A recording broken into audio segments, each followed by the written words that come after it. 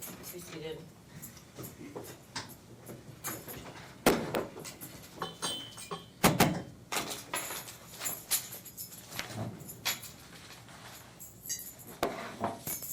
Morning.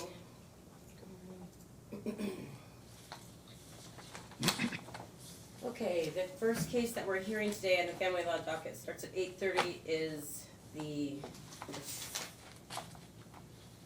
sorry, number 2 is the McElwain case, cause number 18-3008163.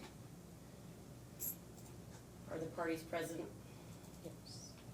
Yes, Your Honor. Tom Foley appearing for Stanley McElwain. And myself, Melissa You want to McElwain. state your name for the record? Melissa McElwain. Thank you. All right, this was, no, this is on a relocation. Mom had gone down to Florida. She was going to start an internship program, I believe, something like that. I have a job as a plumber, and the the apprenticeship will be part of it. Yes, exactly, in Florida. There was an objection from Dad for the move, and currently, the visitation, Mr. Foley, what's the visitation? Visitation is every weekend, alternating weekends. It's Thursday through Sunday. On the other 2 weekends, it's Friday noon to Saturday 6. So percentage-wise, what do we have? Oh, 70. that's why I'm a lawyer, Your Honor.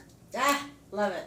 So Mom's saying it's around 70-30. And that Yeah, new schedule has altered from. That sounds about right. Your Honor, I guess before we get too far down the road, I've got an objection to the hearing. At 5 o'clock last night, I received basically a document dump from Ms. McElwain containing declarations and objections and other items. And then this morning we checked our mailbox, and there was a whole new set of filings that were just filed yesterday. And I haven't had a chance to review them myself, nor have I had a chance to even discuss them with my client. So I guess for today's purposes, I would ask the court to disregard any new filings by Ms. McElwain and deny the motion, and rather than reset this hearing to a specific date, allow the guardian ad litem to complete their investigation, and then once that's done, then we would cite this on for a final hearing. But in just glancing the last 5 minutes at the documents, I can't think of a more appropriate case for an investigation by a guardian ad litem, just based on what I've seen. I mean, there's some really horrific stuff in there, disparaging both my client and his wife. And I think it's entirely appropriate for the guardian ad litem to do this investigation. In the interim, since Mother has already taken the job, until that next hearing, until the guardian ad litem report is complete, we would renew our motion from the last time we were before you, that the children reside with my client until final hearing. Okay, so don't speak yet. I'll ask you when I'm ready for you to speak. Sorry, Mr. Foley. Does not the statute read that there's a presumption in a case like this when Mom has the majority of the time for the move, unless I think that I will not approve such move, and Mom has done the majority of the parenting this time? If she's just done a document dump on you, I can clearly tell you that means I haven't received those documents because I was in drug court all day yesterday. So I'm going off of the information we previously had, and one or two filings that she filed at the beginning of the week or last week or at some time. So so is that not the way the statute reads? I would agree, Your Honor, that that's the way the statute reads. It applies mainly to a final hearing after the court has a full and fair opportunity to review the evidence. My client, under the statute, has the right to rebut the presumption. The presumption merely says, and I'm trying to think of an analogy, perhaps maybe a track analogy. You know more about that than I do, but the presumption supposedly sets the starting blocks maybe 10 feet away ahead of where my client would start. All he has to do is show by a preponderance that there's a reason to disallow the move, and then the court, as you know from the case law, there are a number of factors, 11 factors to be exact, that you have to go through, and the materials that Ms. McElwain has submitted properly, I guess, in the case to this point, certainly there's no information for the court. There's no information on where she's living. There's no specific information on her employment. There's certainly no information on the schooling for the children. There's no information on who's going to, care for the children when she's supposedly going through this apprenticeship program. So there's essentially nothing in the record as in front of the court now that would allow the court to say that, yes, this is in the best interest of Ms. McElwain and the children. That's what we need the guardian ad litem for. I do agree. Mr. Fuller, did we appoint a guardian ad litem at the last hearing? We did. No, Commissioner Sasser appointed it at a couple of hearings ago. Okay. And we presented the order last time we were before you, and then you asked me to prepare a protective order, which I have done and have forwarded to the court. Yes. The only thing I'd want to point out is both the original parenting plan that was entered back in 2020 allows for my client to have full and unfettered access to medical and school records, and then that was brought forward in the new order. Mr. Foley, I received that document from you. I actually just received it this morning. You probably got it to us much earlier, but I'm having some issues getting documents. I will indicate to you that I was surprised by the protective order. I thought we were doing an in-camera review on that, and not because I didn't think the child wanted her parents to have complete access to her records immediately. And yours just says they do have access. And I know, I do understand that in the regular course of business and the regular thing that we check on the boxes in our decrees and our parenting plans is that it's both, joint decision making and joint access to records. But that doesn't generally, a child of this age, allow parents to have access to their counseling records. So that was a little bit surprising to me. I feel a little bit uncomfortable with that. How old's your child? She's 12. 12. And she has signed. I do completely agree, the though. order, and that's been the hesitation with some of the things that will be produced to the GAO. Is I completely agreed with you had stated that only you and the GAO would review her records and that they wouldn't be put out there for so I thought that's what I'd said last time, Mr. Foley. So I'll need a new order that I'll sign off on. I'm not saying I won't give the parents access to some records and maybe they'll be redacted, but I'm not going to have the child's counseling records go to both parents, either parent, I should say, without doing so. I think it's really just something to inform the court. So if I could just get a new order that states the court will have an in-camera review, I'll sign off on it ex parte. When do you start your position, ma'am? I started my job the 5th. Okay. Mr. Foley, and I tend to read the statute somewhat differently. When I read it differently, that it indicates that if I think I'm going to allow the move in the end because of the presumption, then I should allow the initial move. I don't have to do so. I will indicate it's also interesting to me, and maybe you can tell me, maybe this was paperwork you didn't receive previously, and this is new paperwork that I somehow got my hands on, because I do go through, I did prepare most of my docket using our on-base, since I didn't have access to so many documents for this docket. But it did indicate father has moved an hour away from where the children go to school. Currently, is that correct? Your Honor, my client lives in Carson, Washington. The children go to school in Washougal, and the it's parenting not plan that. that's been in place. Carson's not as far as I anticipated, but He lives out in the middle of nowhere.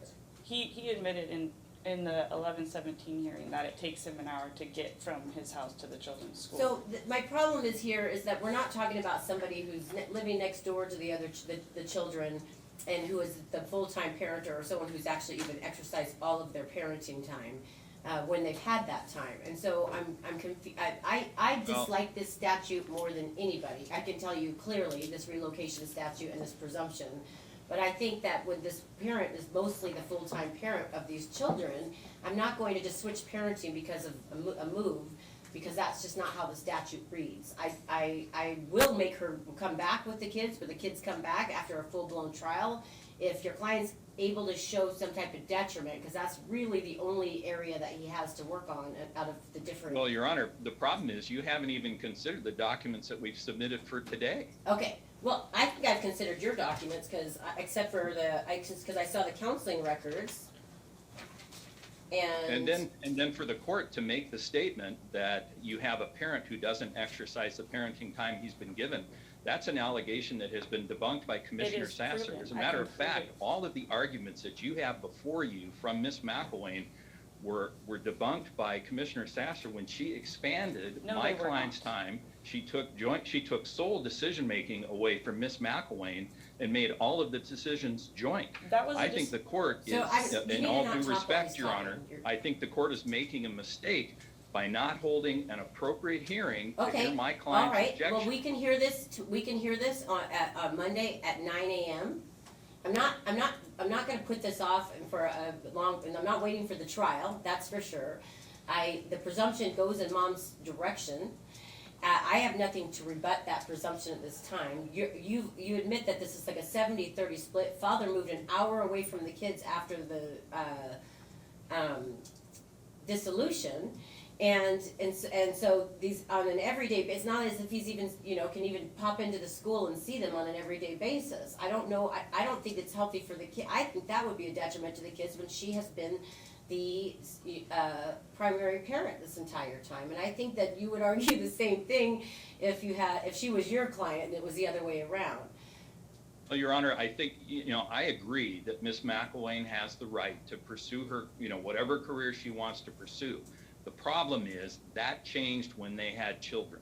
And to say that she's taking an apprenticeship in plumbing clear across the country in the state of Florida, when in reality, it's not about plumbing. I took her deposition. She looked at the she wanted to go into the electrical trade, the plumbing trade. Okay, I'm gonna stop said you she really couldn't quickly. find anything, couldn't articulate what it was she did up here, couldn't articulate who she talked to. That's false. Okay, This is a move, Your Honor. So This then is a I guess spite move. we'll do this, what did I say, 9 AM or 10 AM on 9?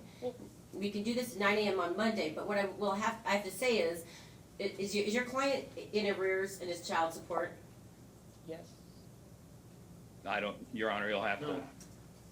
My Go ahead. understanding, and sir, be very clear, I saw you shake your head because it's very easy for this court to look this up.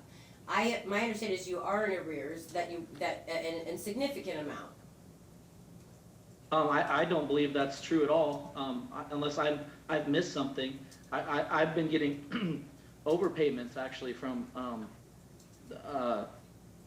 child support. I understand, And and he's the reason why collected you're through getting the state, Your Honor. the reason why he's The getting garnishment. there's overpayments is because he's in arrears. And I don't know how much that amount is, but it's in the thousands. And so what I'm trying to tell you is mom's looking for a place to live with a lower cost of living and that has a job. And these are all the reasons that you got the attorneys that I have come in front of me on this horrible statute put in front of me. And so she's trying to do this and she hasn't had the sufficient funds to do the things that she needs to do here, and she was able to find a program and has already started the program that's gonna allow her to make a significant earnings so that she can make up for that, plus live in a lower cost of living. I'm not gonna go through Your Honor, there's nothing in the record to show that this is gonna be a lower cost of living. Oh, Mr. These are Foley. the assumptions I think the court's making that really concern me, that we're out over our skis on this thing. And even if we set this thing for a hearing on Monday, I'm not gonna have time to go through all of these documents. Okay, how get much time do you responses from my need? clients. Because if you're asking me to wait more than a week, I'm not going to do that, and I will deal with that portion at trial. Because I think we both agree, and I know you've got a different argument because it's your client now, but the statute's pretty clear. I have a hard time understanding how I would not allow this move at trial when she's been the primary parent. Dad lives an hour away currently from where the children are, and she has specific funds. I've got the 18th open, but that's at 1:30, at the 18th at 1:30. Do you want to, or you have to go back to Florida? Actually, Your Honor, Well, I had filed I'm in my leaving. original petition to move yesterday and Uh-huh. waited. I understand what you're Till saying, but you But I can was hear. Go ahead. scheduled to go, I had a flight plan for, just in case, I was allowed Yes, to go leave ahead. for tomorrow, and the kids are already enrolled in the school. I have everything set up and ready, so. The statute's really We have no specific. idea what Yeah, school the children I are know, supposed to go so, to, Your Mr. Honor. Foley, so when you go through and you read through, it says you're supposed to place where you're living, where the children will be going to Yeah. school, and all those things. Well, that was part of why I had gone down to Florida during the Christmas break and To get had all the that kids. information. Yeah, so on the 23rd, I filed the lease, I had to wait for the HOA to approve it. Yeah. During that time, once they did, I then applied for the school. I just, like, obviously. I understand. So, but Mr. Foley hasn't had a chance to review your documents, because you've done, and I, Well, and part of that was, I actually have an objection to his filing, because I was never even served. That notice, he served on a Friday morning when I wasn't here to, the residents that I hadn't filed as the residents I would be staying in Florida. And then, so when I was gone, I realized how difficult it was to have stuff filed with the clerk, and I did reach out and finally figured out how to do that. So I won't be doing that again. That's, if you look through the history, that's not my nature. I try to get things in as quickly Right. as I can. But I didn't get in till 4 a.m. the other morning because the flights were delayed, and Yeah. so I tried to get it in as soon as I could. Yeah. I know it's a little late, but I understand. Your Honor, This has been a month. I'm just gonna ask the court to hear me out on this one issue. Okay. And it's gonna be a very, very short summary. This is a pattern of Ms. McElwain to misrepresent to the court in an attempt to make my client and myself look bad. I took her deposition on December 15th, 2022, page 9, line 23. I said, "Where are you living in Florida?" And she answers, "My current address is Washougal, Washington. I am here staying with a friend, finding a residence before January 6th.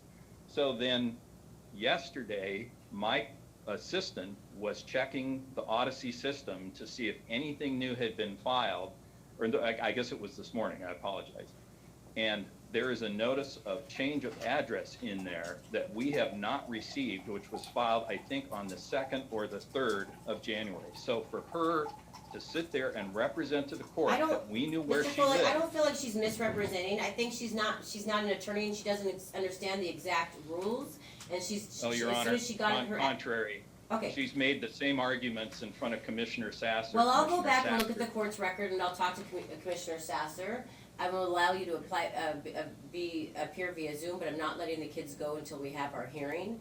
The presumption is on your side. I can't imagine that we're not going to do this, and I think that this delay is gonna cause more harm to the kids than good because of schooling, but if Dad thinks that's the way he wants to do it, you know, Mr. Foley, that this is the presumption, and in this case, there's lots of things on Mom's side that make it so.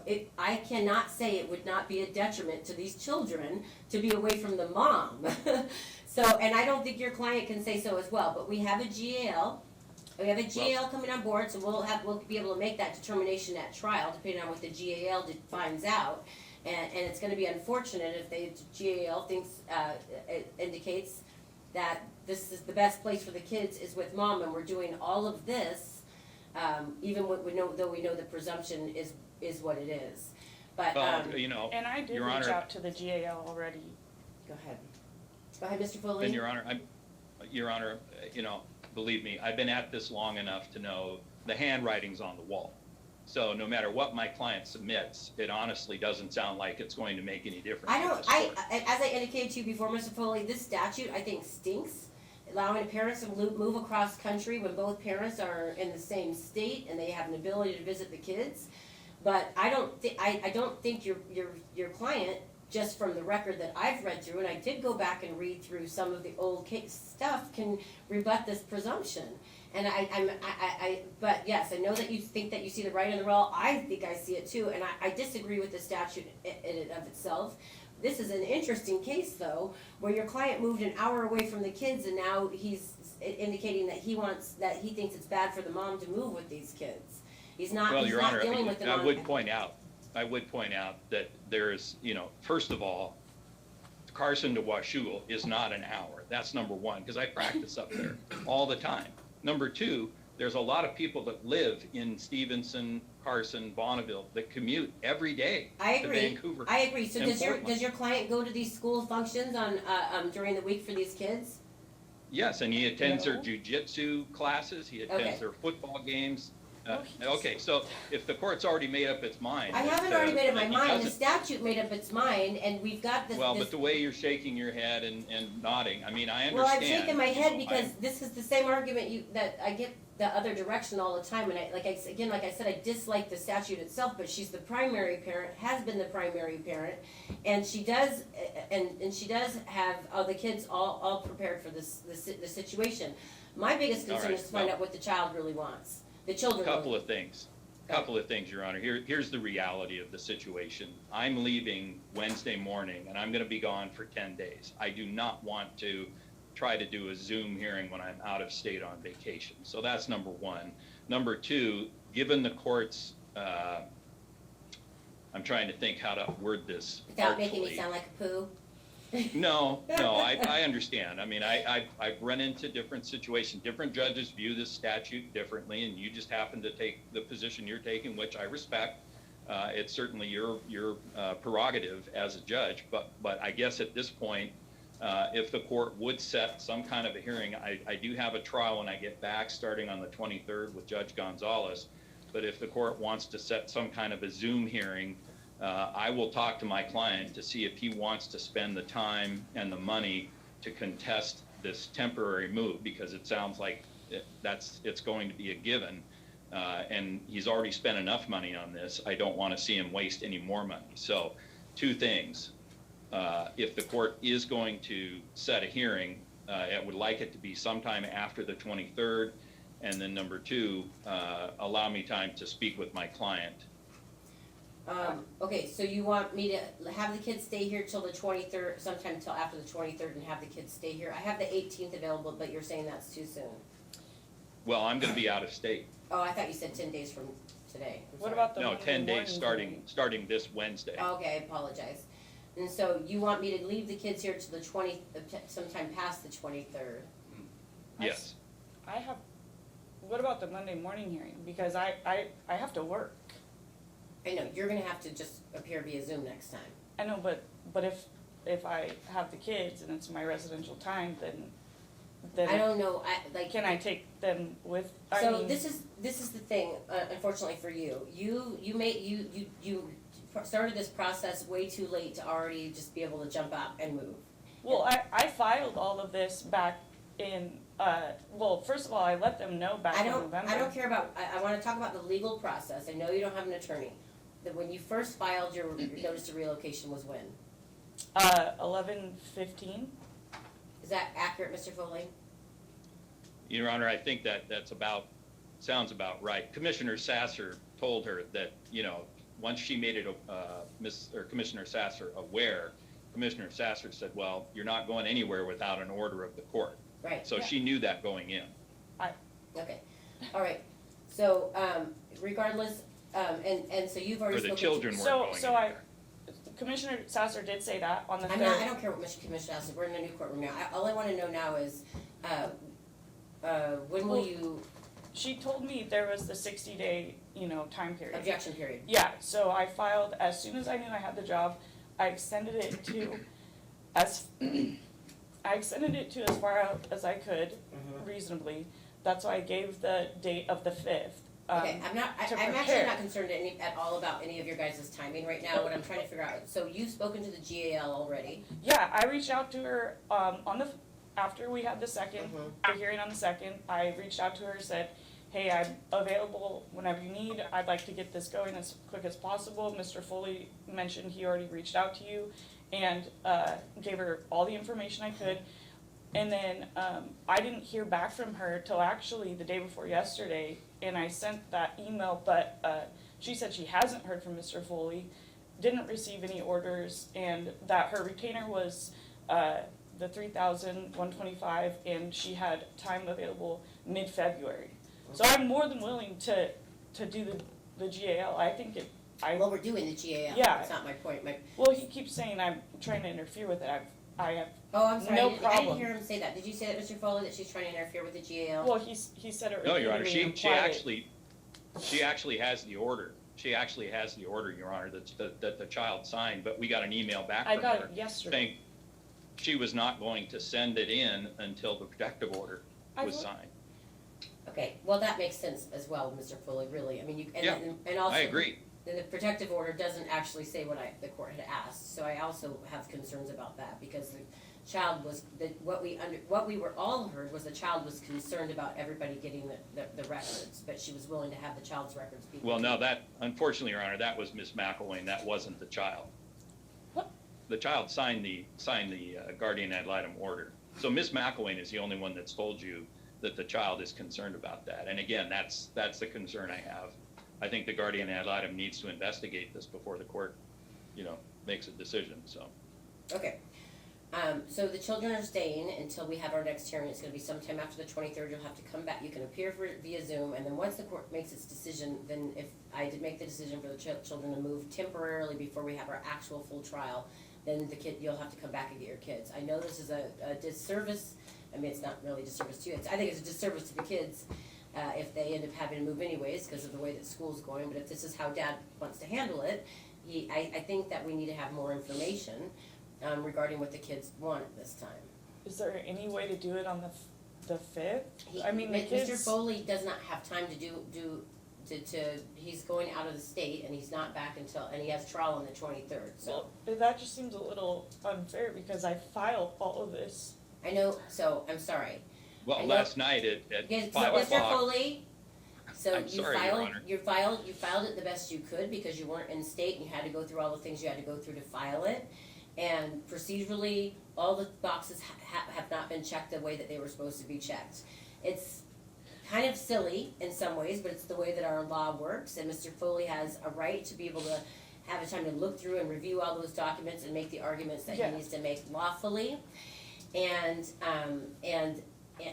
so right now, you're just stuck in this position. I don't even like the statute that says that you have the presumption to move. I'll tell you quite frankly, the only reason why Mr. Foley, as he's indicated, I'm going that direction is because that's the way that the statute reads. Yeah. So, I guess my concern though is just I filed this, I gave as much notice as I possibly could. Mr. Foley but you filed a bunch of improperly new documents that you want the court to consider. I only filed those in response to the objection, but I actually feel like his objection should be dismissed altogether and I should be allowed to move anyways Because why? I was not served. He knew I was out of state Well, and he never sent it to me through email.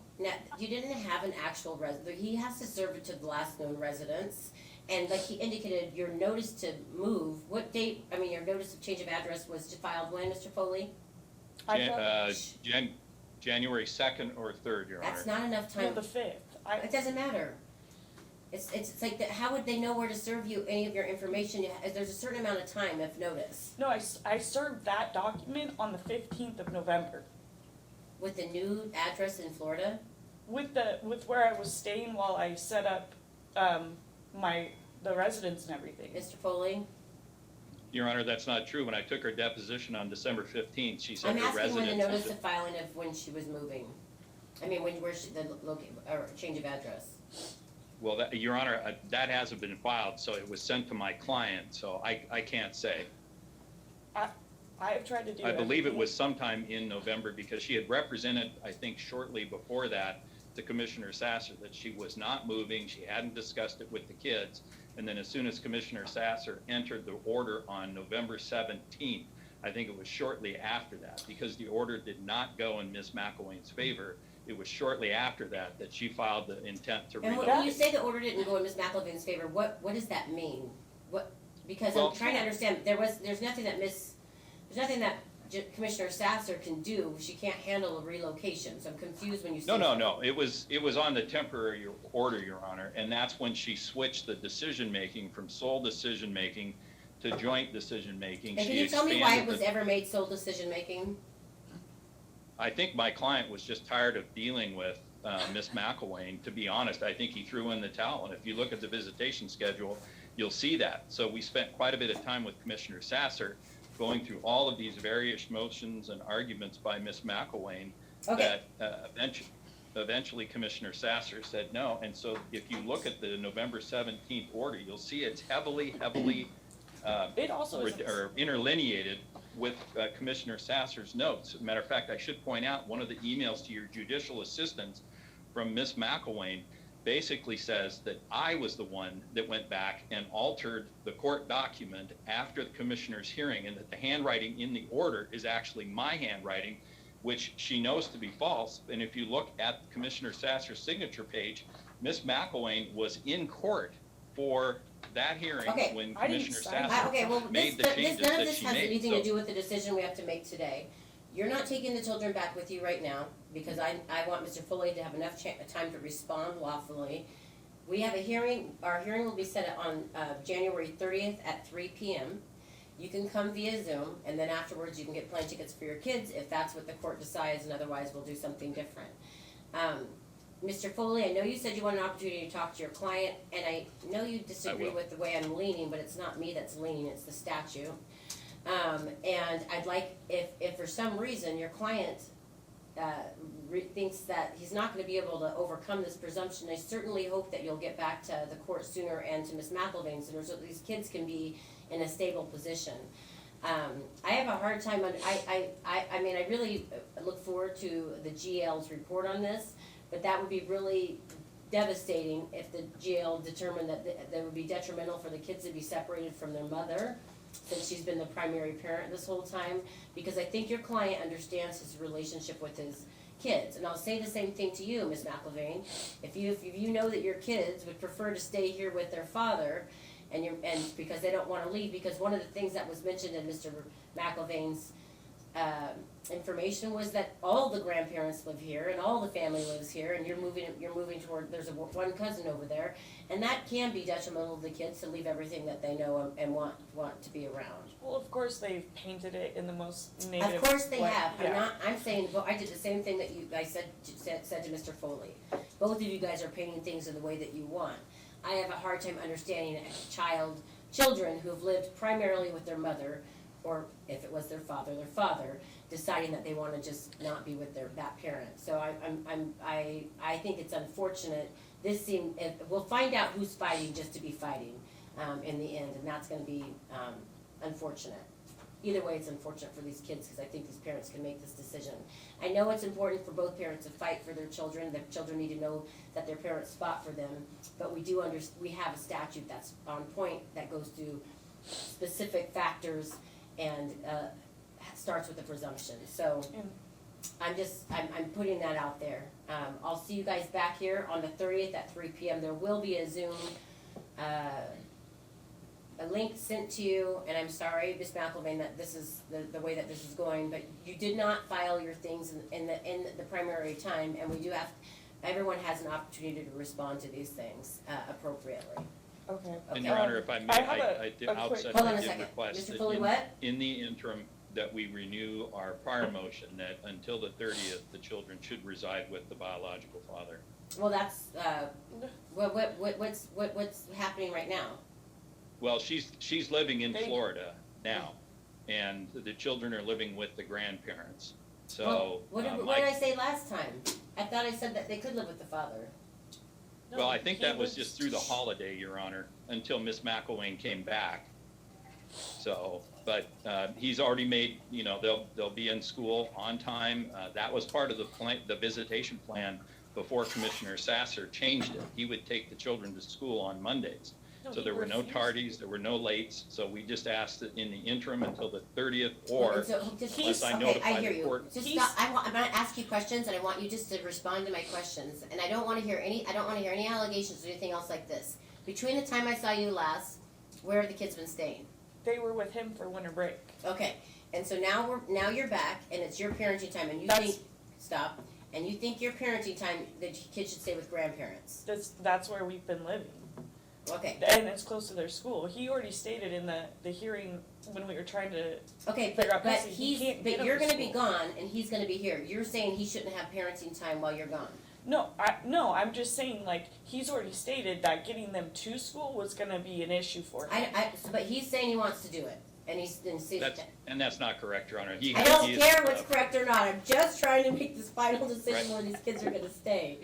So Dad says he's going to get the kid. It wouldn't make sense for the kids to not live with Dad when you're not here. No, I understand that, and this is why this is a little unfair, because I've done everything to make sure. You haven't done everything you needed to do the right way. You haven't done it with an attorney. You've done a great job. I'm sorry that this is happening. This is a decision that's being made right now. I'm not going to not let them stay with the father if you're not. No, I fully. Okay, I so would agree the with kids that will be staying with the on father till the 30th. I'll see you guys at 1:30 at 3 p.m. on the 30th. All right, and then I'll have my client arrange to pick the children up this evening, Your Honor. Does that work, What? Stanley? Hold on a second. Go ahead. Can I have them through the weekend? Yeah, if you're here through the weekend, you can have them till then. So that, Okay, so then Monday after school? yeah. Okay, thank you, Your Honor. And I hope, Mr. Fuller, I really hope your client's thinking of these kids right now, because it seems like. Well, Your Honor, the Nice. court's message is coming through loud and clear. Thank you. All right, thank you.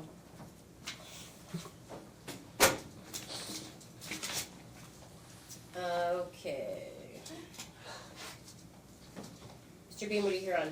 Number 1, Your Honor. Number 1 on the docket is the Forsyth case, cause number 153012425.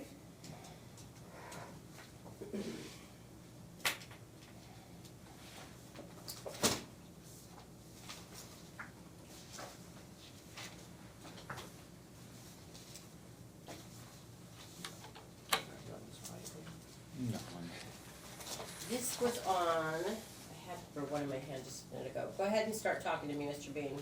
Okay, Your Honor, thank you. We're here on our motion for a temporary child support order. Oh, that's right. Is Mom present? Looks like Mom's on Zoom, Okay. Yes, I'm here. and Ms. Larson is here as well. Okay, Mom, can you state your full name for the record, please? Nicole Forsyth. Will you please raise your right hand? Do you swear or affirm to tell the truth in these proceedings here today? Yes. Okay. So my understanding is that you agreed with everything that was on all the orders except for the child support order. We have Ms. Larson here. Ms. Larson, did you read through the documents that were given to us by Mr. Bean's office? Yes, I've reviewed all the pleadings. And do you have a position on child support? The state's interest is medical in this case, Your Honor. There are 4 children. This is a parenting plan modification petition with a child support modification as a piece of that. The parties were in court and got a temporary parenting plan that had phases built in, and they also got a temporary order of child support in June of this year. There was a court date set December 15th for agreed orders, and I had received proposed final orders from Mr. Bean, but I didn't have updated earnings information for either party. And it was a more odd situation where he was saying that Ms. Forsyth wasn't going to sign the orders until it went to court, and I found that quite odd. So I called Ms. Forsyth to see if there was in fact an agreement, and she started saying, well, I agree to this, but not to that. And I said that then there's not an agreement, because what this is slated for is agreed orders to be entered. Right. And so I've looked at the incomes in the proposed worksheets for the temporary orders, and I agree to those incomes. Where the parties' dispute lies is in the residential credit. Yeah. Because the parenting plan was phased to go back to a 50-50 schedule that they had previously had prior to when temporary orders, this modification petition being filed in temporary orders in June. So they're in disagreement about what the residential credit should look like. This is not a TANF case, so there can be a residential credit, and the state doesn't take a position on that. Thank you. So the state can agree to the incomes. I can inform the court that the standard calculation for father who, Mr. Hauser, who earns significantly more than Ms. Forsyth, who I think Ms. Forsyth is imputed, mother is imputed because she is in school. So her income is imputed. And his standard calculation is $1,716 a month. Remember, there's 4 children here. Yeah. And with if the court were to use the the columns as a guide for deviation for father's other child, it would reduce that by $204 to $1,512. If the court wants to consider the residential credit, what that should look like after giving father a deviation for his other child. Okay, That's where that starts. And mother's standard top is $872. And with that, my interest is medical, so Right. I appreciate don't that have any information, thank you so much, Ms. Larson. So, Thank Mr. Bean, so your client has another child with his new partner, Correct. A 1-year-old. a 1-year-old child with his new partner, and she's got 4 children at home, and he thinks he should have a deviation because he has got this other child. Well, no, 2 reasons. Okay. As Ms. Larson alluded to, they've been on a temporary parenting plan, and actually since September, he's had greater than local time visitation. Mm-hmm. They traditionally have had 50-50 visitation.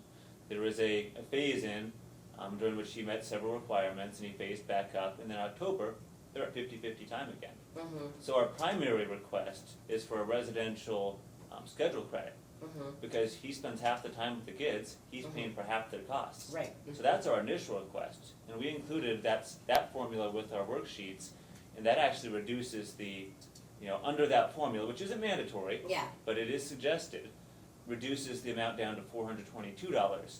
oh, Yes, because he's paying for half their costs. Those Right. are off the table. It doesn't reduce it to 0, but the fact is he's paying for half their costs off the top. Yeah. And then on top of that, he has another child. mm-hmm, So we applied the whole family formula on top of that $422.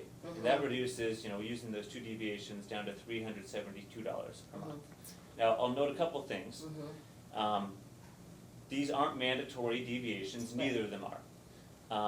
But the only real argument that I saw in Ms. Forsythe's declaration is this newfound claim that she's been living in poverty for years. yeah, I would note that when she was represented back in June by Mr. Holmes, they agreed to the entire whole 400? whole family deviation. At that time, it was a less than local rule visitation schedule. right. They're So only so there's these allegations, and I'm taking them lightly, of kind of like being kind of forced into the situation because of litigation purposes, abusive litigation, so. Yeah. Would you wanna address that? Oh, absolutely. I mean, those are false on their face. If you look at the actual text messages and other documentation that we submitted, what she's saying just isn't true. Mm-hmm, So she says, he forced me to move the kids. We have text messages from her saying, we should move the kids. mm-hmm, It's her suggestion. She's saying that, her boyfriend supports 4 children. mm-hmm, We provided the court documents. He supports 2. He has no overnights with them under the court schedule. oh, She says that she's been living in poverty. I haven't been able to afford Christmas. We've Yeah. provided text messages and Facebook messages for years saying, well, I already bought our kids new Jordans for his birthday, so what about an Oculus or Justin Bieber concert tickets? yeah, And this is from last year when she was receiving $200 a month mm-hmm, in child support for all 4 children. So what I was saying before is when she had counsel, none of these allegations Right. existed. So The do you- only basis was that she was the primary parent. okay, so, That doesn't now, exist. so the statute tries to make the kids have kind of the same living situation on both households. Do you Yeah. think that her with 4 kids at home, that $400 a month is sufficient? I do, because he's fronting, I know it seems significant, and it is significant. It's That a is significant drop. Yeah, But the fact is, he's supporting half their costs when they're with him, plus an additional child.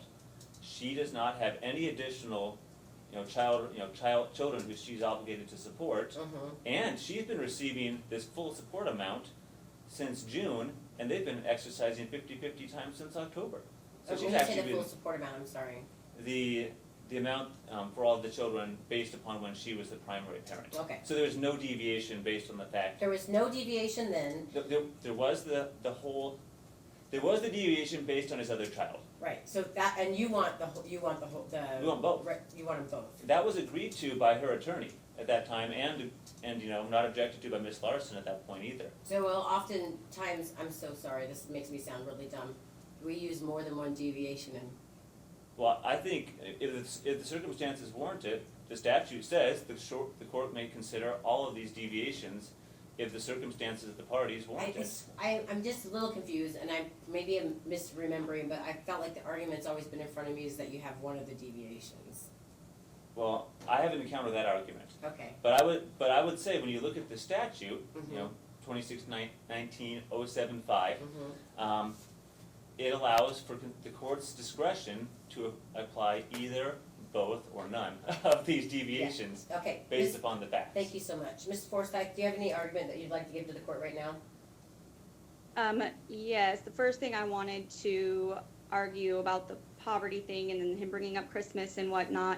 The only reason that I was able to afford those things for my kids for Christmas last year was because my dad sent me $500 for each child, $2,000 to buy them Christmas presents. It was not something I paid for out of my own pocket. It was something my family supported. He included pictures of the Disneyland trip that I took the kids on. That was in majority paid for by my aunt and uncle who went with us on that trip. We had to cover our food costs and the gas to get there. So currently, right now, so one of the things that you mentioned is you didn't understand why they included and you didn't think it was accurate. Yours was your boyfriend's income, and one of the reasons why they're indicating that is because you live with this person, correct?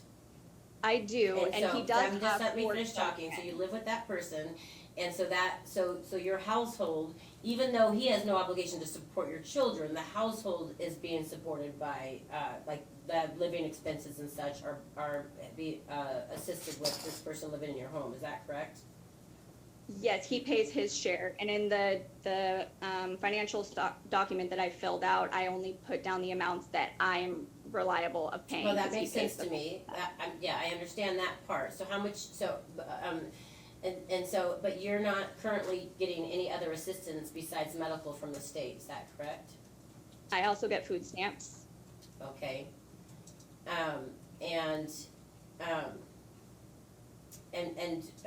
Mr. Bean, does your client receive food stamps? No, he's not on any support. But this goes back to one of our primary, Yeah. arguments in our declaration.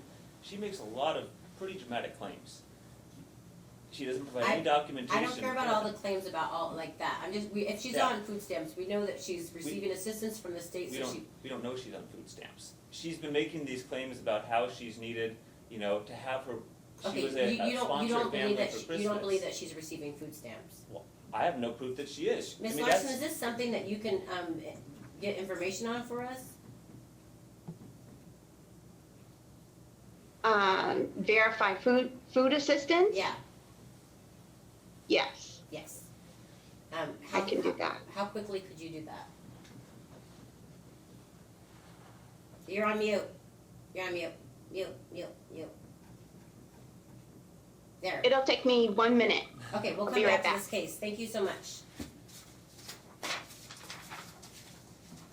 Okay, I'm gonna go through the readinesses really quick. I apologize, I should have done that first, and the strikes. So we have, number 3 on the case is the, in re marriage of Johnson, 18-3011385. That was on for a special set on Monday, so we're setting all of those to the Mondays, the whole matter to Monday. Number 10 is the Flurry case, cause number 2130,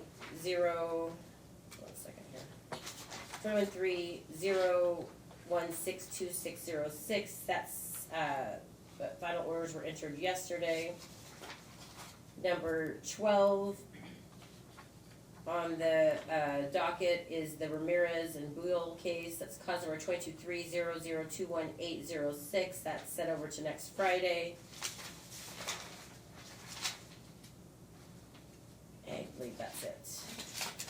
Did you say number 3 again? Yes, I'm sorry. Number 3 on the docket was the Johnson case. It had a special set currently already for Monday, so we're setting all matters over to that time. Oh. For readiness, the cases that are on for readiness, we have the Smith and Grint's case, cause number 1930150706.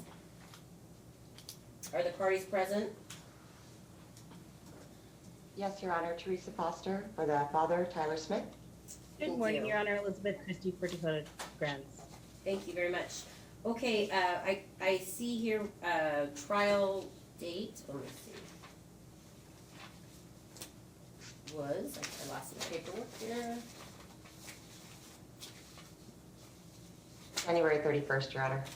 February 21st, is that what you said? No, January 31st. January. Sorry, January, oh, I have that down here, but I thought that must have been something, okay. January 31st, and then, are the parties ready to go to trial? Yes, Your Honor. Yes, Your Very Honor. good.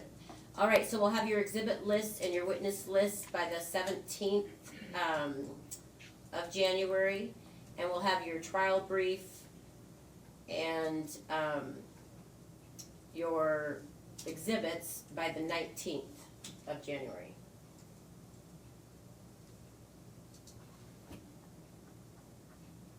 Is that okay? Yes, Your Honor. I'm just Anything writing it else? down.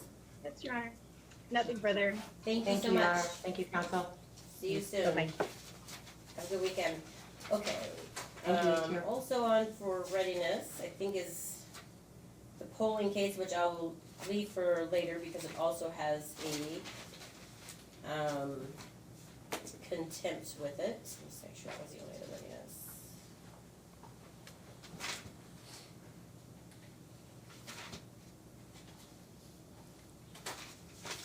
That's accurate. All right, then number, I'm skipping yours, I'm sorry, Mr. Spencer. I expected that, Your Honor, thank you. Yeah. Number 2 on the docket is a Pierce case, it's cause number 1830332906. Five, I'm sorry, my brain crazy. Number 5, it's the Pierce and Pierce case. It's on for review of case status and for trial dates. Are the parties present? Yes, Your Honor, I'm present, Grant Brewer on behalf of Christy Pierce. Ms. Crane is in the other courtroom virtually. Okay, I'll go ahead and recall that case. You can put it in the chat when you guys are ready.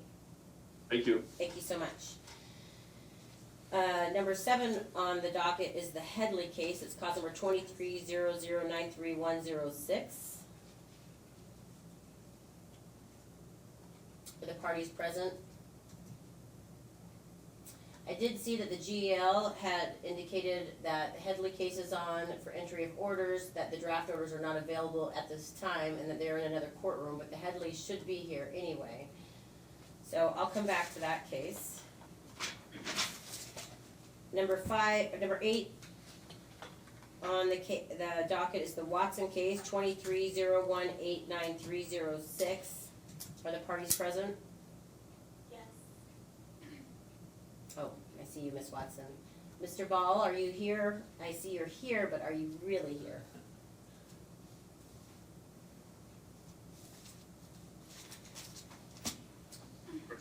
Hi, Actually, good morning. Good morning. This was on for review, after the trial, check on, finances and visitation, correct? Yes. At least as far as the parenting plan says, there's going to be a review of the future plan. Right. Is Mr. Watson present? Yeah, he should be here. Yes, I am. Okay, Ma'am. do you have access to a camera, Mr. Watson? I do. Hold on.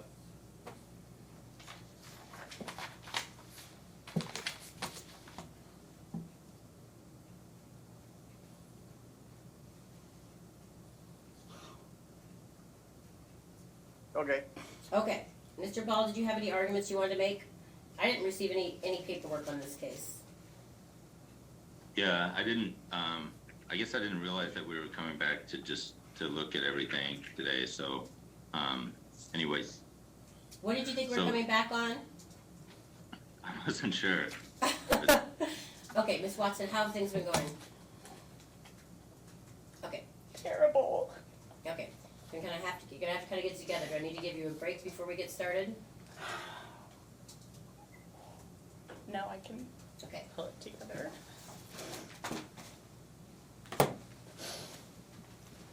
Thank you. Okay, tell me what's going wrong. I made a list. The first and most important thing is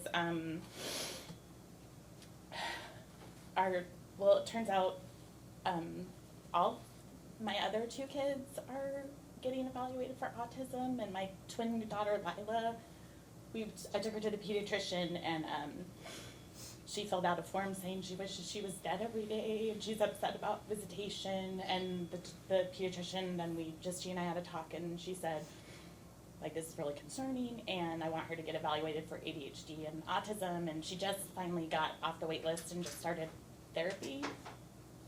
So my third-party communicator, Rochelle, I sent a message, like, it was 2 days before visitation, and I said, Lila's suicidal, please handle her.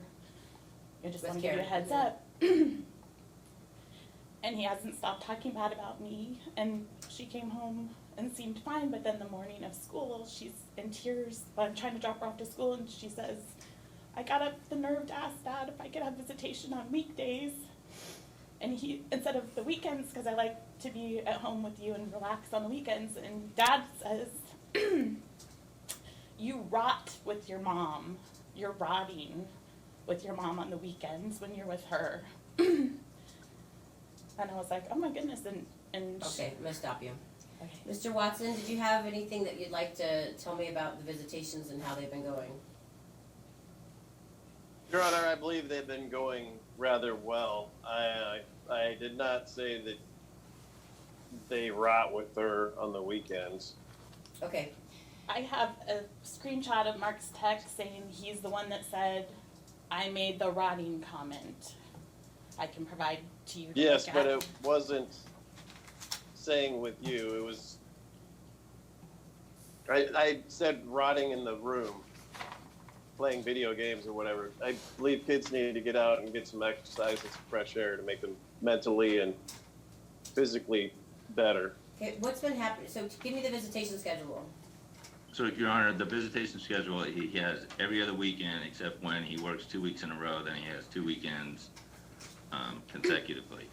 And so what he's saying is that there's, children have been going to the parenting time, except Lila missed 2 weekends and Jake missed 1 weekend because he was sick. And they're routinely late for his pickups, like 15 minutes to sometimes up to an hour. He still hasn't seen the older daughter at all. She's not on the schedule. What he would like to keep the routine that every other weekend or 2 weekends consecutive in place like it is, but he would like to have 2 weeks in the summer. That's the only change that he wants to make. And I don't know, that's what he would like to say. But he feels like the visits have been going okay, and then it's just more of bringing up unnecessary drama. Right, and then what I have here also in my notes is that we were gonna talk about finances a little bit. Also, Okay. you asked him to get a therapist that belonged to him with Kate, and he has not said one, texted one Okay. communication about that. So I did want, that was gonna be my next question Okay. though, so. I do have a copy of everything he's Okay, paid. first of all, I'm just gonna stop you really quick. Oh, I'm gonna sorry. tell you that exactly what Mark said is what he said. She's rotting in the room playing video games. Well, you may not like it because you have a different parenting style than him, but I will indicate this was kind of the way trial went the whole time. Like there was these statements about how Mark, like how you accused him of being a criminal and kept saying he was guilty of this thing, that there was never a crime charged and all these other things. And now you're saying that he's rotting when she's at home in the weekends with you. And the thing says, I do not believe that Lila was crying over what happened. I was the one who talked about rotting in the room. Kids need fresh air and exercise to help with their mental health. That was his answer to her when she said, can I be home on the weekends, or All right, could so we do this, different days? this isn't going in the court file unless you file it and serve it upon Mark. But this was kind of the way that trial went, Heather. I know that you have such a hard time letting go with your children because you have been caring for them their entire life. You've been that primary, let me finish talking, please. Been that primary parent. Your children have specific and some special needs, and you don't feel like Mark necessarily addresses those, and I understand that.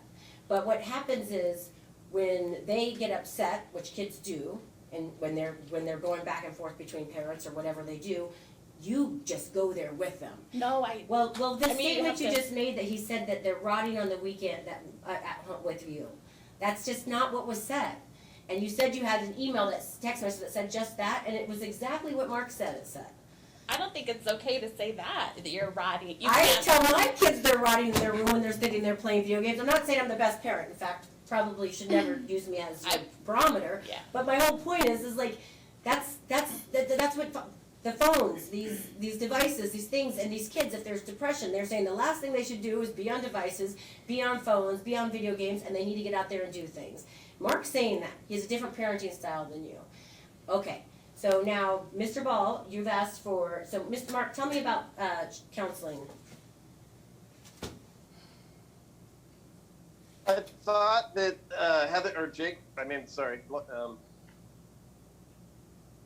that Kate was gonna go out to dinner with me. I actually sent texts and stuff to her. Okay, go but out we to talked dinner, about you but getting she into never- counseling with Kate, right? Right. Yes, I need to work on that. Yes, you do.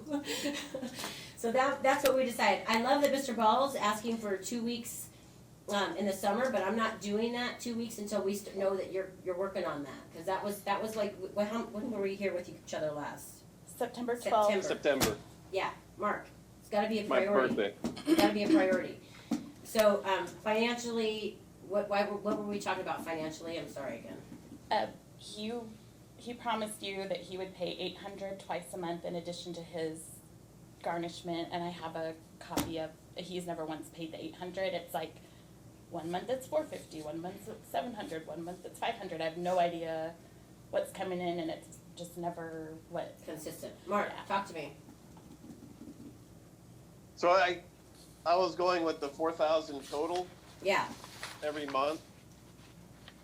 And I can't afford the 800 every pay period because that only leaves me like after I pay the 1,000 for my rent and then I pay my car insurance So you've been and everything paying. else. You've been paying $4,000 a month so far. Not every month. No. Yes. I'm asking him a question. Mark. Along with the medical. So I've been paying 3,600. Oh, so you're cutting out what you pay for the medical insurance, Yes. and then that's how much it costs for you to add children as three. Did we have Well, proof I of that, have Mr. to- Ball, at trial? We did go over that. That was because I have the VA medical insurance Right. and I don't need my own insurance, Ms. but Watson, in I'm order sorry, to get Mr. Watson, I'm sorry. I'm handing you back that piece of paper. I just want you to understand things, is that I'm not gonna consider things that you haven't filed with the court ahead of time and Oh, things okay. that Mr. Ball doesn't have in front of him. Okay, I did bring copies for him. I'm sorry. It's okay. Next They time I'll have it, there's a submit 'em. certain period of time you have within filing this information, and we can set another review at some time, because we're gonna have to set a review to find out what Mark's doing about counseling. But I'm not touching anything else on this case. Nobody gave me any paperwork. And so things are as they are until, if Mark wants those 2 weeks in summer, I guess he'll go ahead and get into counseling and you guys can cite this back in. I don't think I have anything else to address in this case. There was no contempt filed and there was no paperwork given to the court. Well, I was advised to file contempt 10 days before, but by my old lawyer, but I just wanted to make it perfectly clear, like, that he told me to tell Lila, don't worry about it, no one's gonna talk bad about your mom during visitation, so it would be easier. Remember, I asked for advice. And then on Christmas Eve, they came home and said, we were at the mall and Dad took a phone call from a friend who's getting divorced, and he went on about how Mom tried to milk me for $5,000 a month, but her brother couldn't afford to pay her lawyer anymore, so she didn't get away with it, and they're telling me all the details of his first divorce. Okay. And stuff, so it's like still an ongoing. Right. I'm- Mark, you have any response to this? Yeah, I'm sorry, I didn't think they could hear. They were, Okay, she's just saying the kids heard Yeah. you talking on the phone to a friend who's also going through a divorce and that you were talking smack At the about mall. her At the mall. at the mall, and they overheard you. yes, Why This are is you true. doing that? I will stop. That's what you told me last time. Also, there's no GI Bill to award. I was supposed to start, there is no GI Bill that I was awarded. I was signed up to start my master's yesterday, and he just texted like, she'll just have to research why. There's no like, sorry about that or anything. Mark? No, I actually had so I signed the document in December 2010 to transfer, or so that Heather could use the benefits, but there's no record of that paperwork, and I actually got a hold of my unit at the base, and there's nothing they can do about it. It was filled out.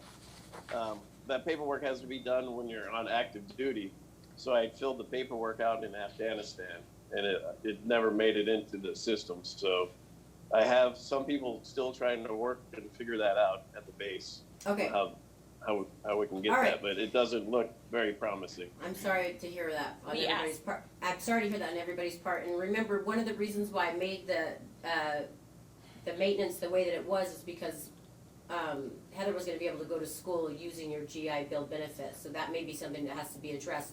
But again, there's nothing in front of the court because nobody's filed any paperwork or gave any paperwork to this court.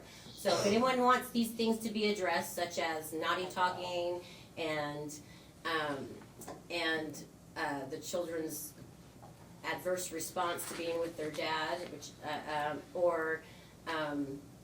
fact that you or the fact that he's not paying what he's supposed to be paying, then that will be presented to the court, and I'll deal with it at that time. Thank you guys. Have a great weekend. Yeah. All right. Thank you, Your Honor. Thank you. We go back to number 5. Let's see what that was. Number 5 on the docket was the Pierce case. Oh, Ms. Crane's here. Very good. So this was a review. Last time we were in court, was requested that we strike the trial because they just recently begun reconciliation counseling, and Mr. Altig had only had the opportunity to do a couple one-on-ones, and he wanted to wait until he got further in. And so we were going to set new trial dates at this time if we were prepared to do that. Are we prepared to set trial dates?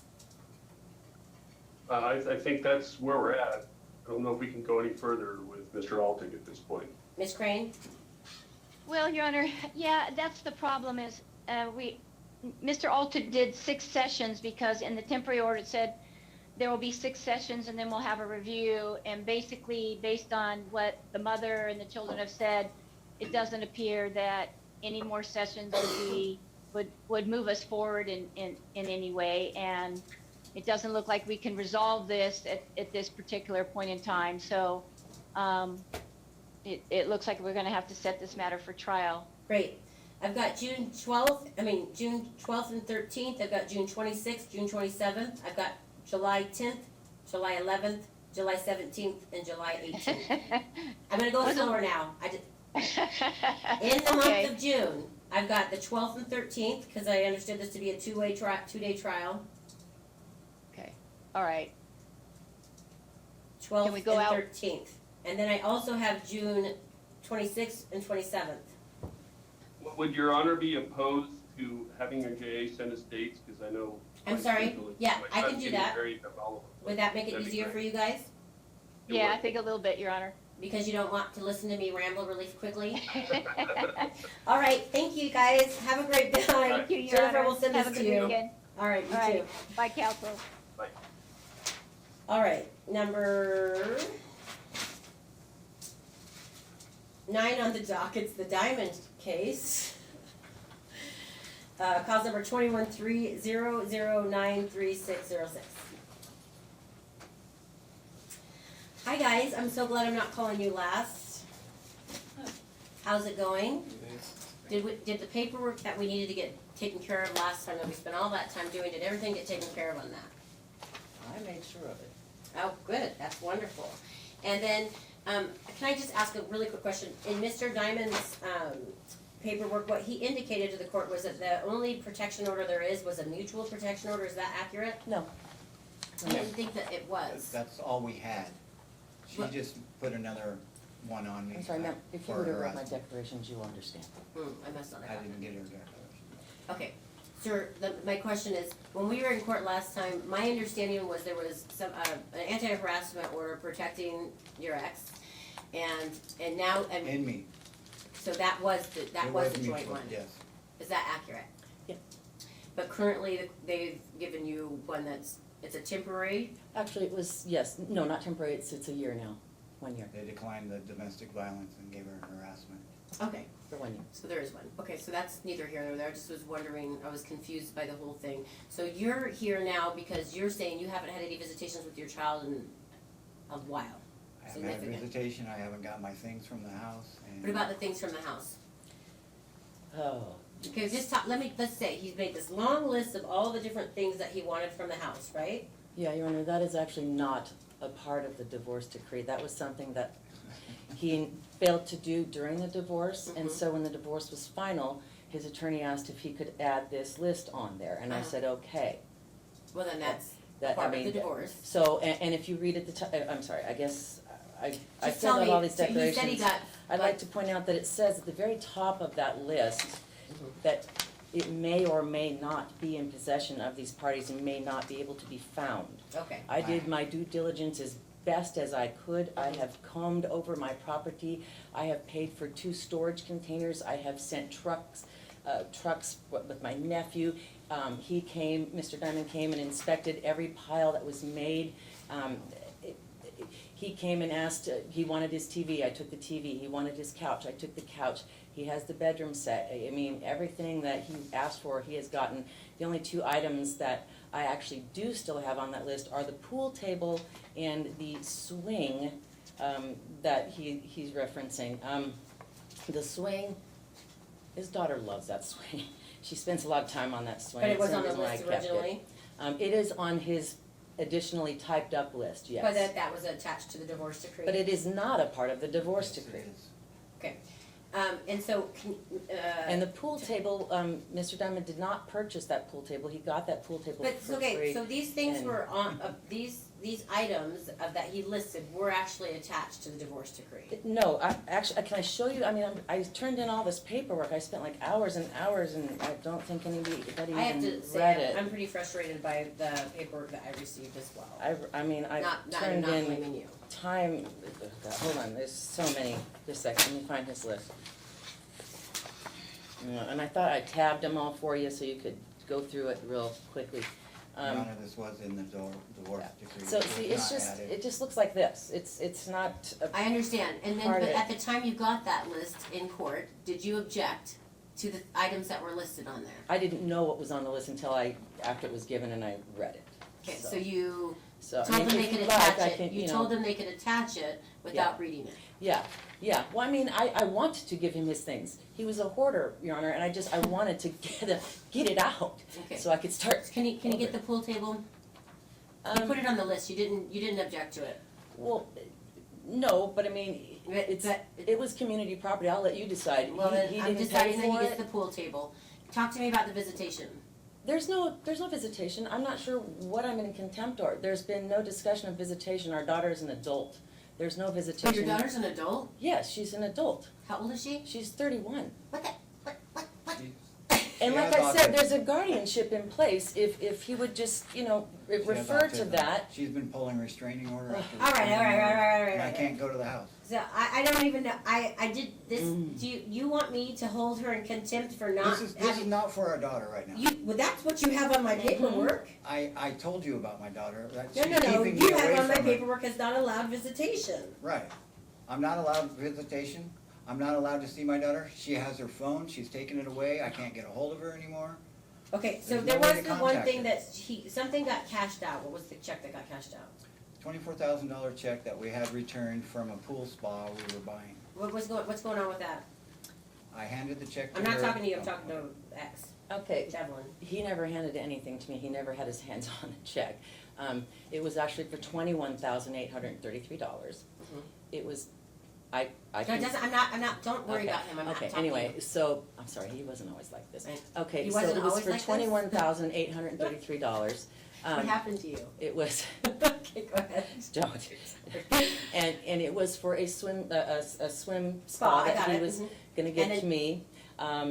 And when he found out that I was gonna file for divorce, he said, you know, you don't get that swim spa or whatever, I don't Okay. know. So I said, okay, fine, and so the refund check came, there was no discussion about a refund check, yes, we were waiting for one, and when the check Did came. you get a refund check? When the check came, I called my attorney, and I said, what do I do with this? Mhm. She said, deposit it in a different account Mhm. and leave it there. So it's still there?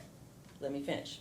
And in the meantime, Mr. Diamond was supposed to be paying, you know, the mortgage and things and helping pay the bills, because we weren't divorced at that point. He was not. There were a couple mortgage payments that he paid when he was forced to by the judge, but I ended up having to use that money to pay the mortgage payments for 10 months, the home equity loan at $350 for 10 months, the visa bill. Okay, so, I mean, I could so go on. in the divorce decree, did it mention the swim spa? Actually, it's been covered, again, I turned in paperwork, it has been covered in the divorce, it's been ruled on, it's done. What is it, tell me what it was, because I don't have your paperwork. Did you deliver paperwork here to us? Yes, ma'am, I turned it into the clerk. Yeah, the on clerk, that's a different Tuesday. story. On Tuesday, yes, I know. to you, and No, I the clerk- emailed. There's one to the clerk, and then there's one to me. Oh, well, I don't know that, nobody Okay. told me that, I give it to the clerk like I Okay, do for all all right, the we're other fine, cases. we're closed. And I Tell me actually what you- emailed everything to him as well, because Commissioner Sasser told me that is the way to That's do the way it. to do it, that's right. the And court I needs to even, get if he swim needed it, spa. I brought extra copies for him if he needed them. Okay, but Okay, just and so tell now me going about back to the swim spa check, that's all I have to say, let me get the, Is it in the decree, the swim spa? yes, it's in the financials. What does it say? Let me see. Gosh, I had it all organized and now we're zipping all over the place back and forth I here. know, I'm pretty fast. Yeah, I like to be organized. Let's see Me too, here. but It is I'm in the not. HWP. Gosh darn it, I was so organized here. You want me to give you a break to get time to get? No, ma'am, no, I would like to get this over with.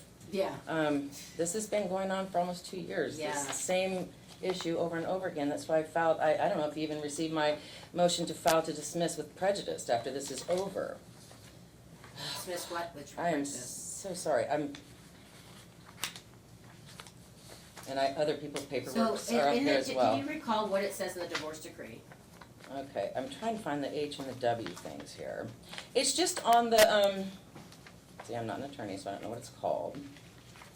This is conservatorship, order to, this is his stuff, this is his stuff to me, his stuff to me, his list. You have a, Melissa, do you know what number? Oh, this is the restraining order that was actually in effect, that he did violate and was cited for, which he says there was not one. We got that drop. And here's the motion of contempt, the judgment of contempt that I received, that he is actually in contempt, but he says he was not. Otherwise, I wouldn't have been able to put a lien on his home, so there in fact is a judgment. I know that. And you were notified of that via Well, that email we as talked well. about the last hearing. A lien? We talked about the fact if you hadn't paid the stuff that she could put a lien on the house because, so. Yes, and I sent him an email with that as well, that so he should know. And he provided his email address to us, and he should be expecting The things, divorce because he decree did shows provide his email address to $24,000 us. check being split half and half, 12,000 to her, 12,000 to me. And then is she accurate that you weren't paying what you're supposed to be paying in the mortgage? I haven't paid her palimony or Here it is. alimony. How much have you not paid in alimony? I haven't paid a dime, Maintenance. How much were you supposed to pay? $1,200 a month, Then why are we arguing over the swim spa? because that will bring me up current until April. You can find it on there. Okay, And there was no so you contempt. do understand that he was supposed to get half? Actually, he's been told by Sasser and two attorneys that it was addressed and it's been ruled on, so I was under the impression that he wasn't. So Commissioner Sasser said that? Yeah. Okay. She said it's been ruled on. All right. She said that he's told Okay, me to let it go. I will go ahead and review the record, because I don't have that. I'm gonna go ahead and review the record. So the solution you're looking for today is that if you were supposed to get half of that check, which she said she used to pay mortgages and stuff, and that you weren't paying during the duration before the case was settled or went to trial, whatever you guys I did. was making payments before trial. I can't, listen to me. So you would agree that whatever payments that you missed during that time period, any period, from the time that the case started till now, any payments that you missed, you would agree that I can go back and look at all that, and if Sasser said that wasn't already taken care of, then I can go ahead and apply it to what's been, maintenance that you haven't been paying. Correct. And that's what you want. Right. Okay. And $2,000 of her lawyer's fees is also included in that because Mm-hmm. I shouldn't have been assessed that because I wasn't in contempt. If this is May I correct. present you with the order of I would have been contempt? paid up. You can present me with all your stuff if you've. I mean, I already did, but I can sure give you another order of the contempt if you'd like. He actually was in She did take me contempt. to No, court. it's okay. I'm gonna go ahead and review this off docket, and then I'll have my judicial assistant send you guys something with my determination on, what we're gonna do with this. So if you were supposed to give, we know you were supposed to give him half the check at some point. I'll see if It it was was already never addressed told by to the me. court. And I asked, should I? I wanted I to agree, do the but right what I'm thing. saying to you My is lawyer- that, but you would agree that if the court, it was, in the divorce decree, it divides it in half. He didn't get his half. You would agree that would be applied to the maintenance if there's no other things Oh, else. sure, I would agree to that. Can I ask you a question? Yes, ma'am. So, when I asked for the separation in June, Mm-hmm, okay, and we moved out the day before Father's Day, so that is again in June, mm-hmm, 21. mm-hmm. And he was told to pay the mortgage, et cetera. Yeah, Okay. When he was living away, mm-hmm. I, with that money, also paid for his cell phone bill Okay. for 4 months. I also This paid is for what his I'm gonna allow car, you to do. Listen to 2 me. points of car insurance, his life insurance. I'm gonna look at That the all came out record. of that money. I'm gonna look at the record. I mean, I don't know who he thought was paying his If you were bills. required to pay those bills, were you required to pay those bills? No, but I did out of Okay, that money. wonderful. So then, you go ahead and make a list of the bills that you paid, and if you can find the receipts for those things, then I'll look at that. So I will look at the whole financial thing. Don't waste my time. If you know you didn't make payments that you were supposed to be making, and this is just gonna be cutting the money off, I don't wanna spend all this time reviewing this I'm stuff. telling you, I didn't make the payments. Okay, so I made some payments before Some. went to court, you yes. think that you owe less than this 2,100, like, you. The 22 or Or 12,000? 12,000. It's. It's right- 12,000, it's in the divorce With, decree. with the stuff she's added, it'll be right close right now. It won't take me to April like I said, but Mhm. it will be close now. Okay, what was that? It's number 40. Number 40, okay.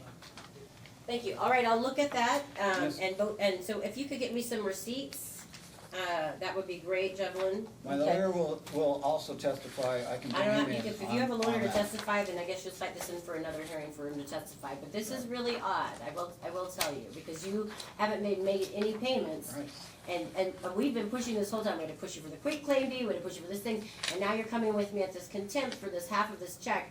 Sounds like you didn't take care of any of the finances you were supposed to take care of during that time. What do you say about her paying all these other bills for you during that time? I haven't worked since the divorce.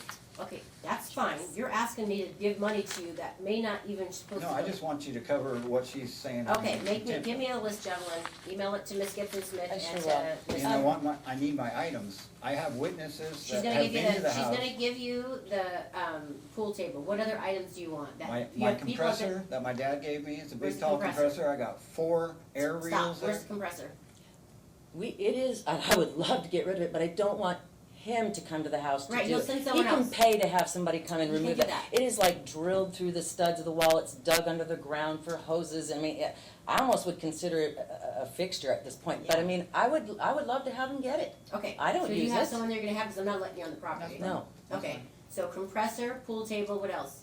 Hose reels, air hose reels. Yeah, that There's is all 3 of- associated with the compressor, Okay, go ahead. it's There's like a big 4 old. LED lights that I had in there for working on my No, cars. when he destroyed that are his extra. marijuana grow You're room, not when he doing LED moved lights, out go that day, ahead. those are all Ping pong gone. table that she actually threw in the He garbage. knows that's gone. Okay, I got pictures of that in it's a garbage gone, so pile. go knows ahead, you that's said something in the gone. garbage, so go ahead, next thing.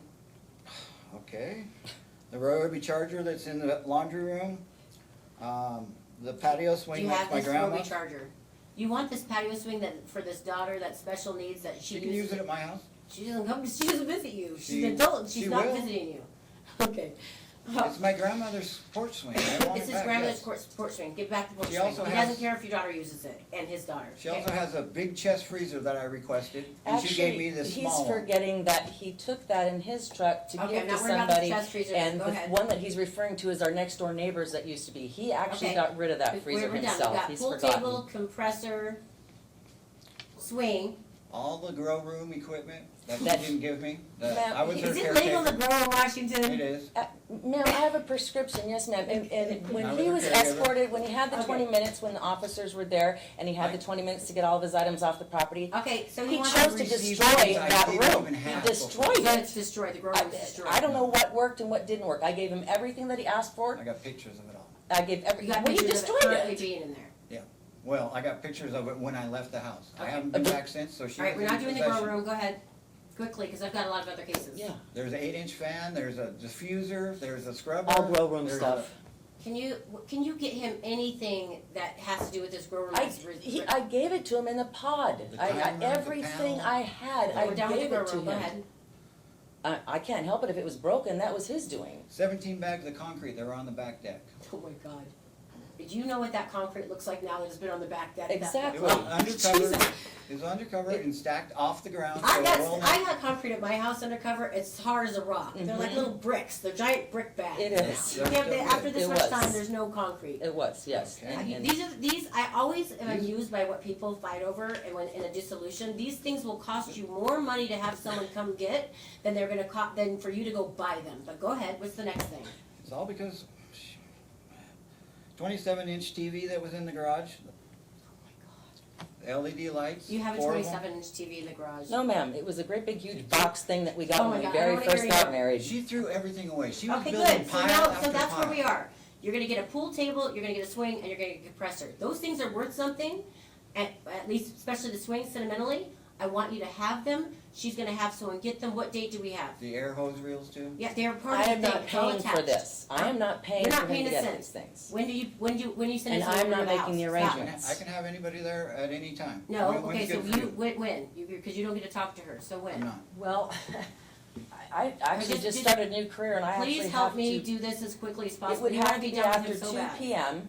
If in the next 2 weeks, After- I'm immersed in real estate classes and so it would have to be after 2 So PM. in 2 weeks, we Or have. on a weekend, Okay, So we've Yeah. got, today is the 5th, so, on the 28th, you can send somebody to the home, that's a Saturday, and you better have a truck because it's a pool Well, table. I'll have a couple trucks. And, okay, cause I don't know about how much you need for a couple trucks, you got a pool table, you got a compressor, and you got a swing.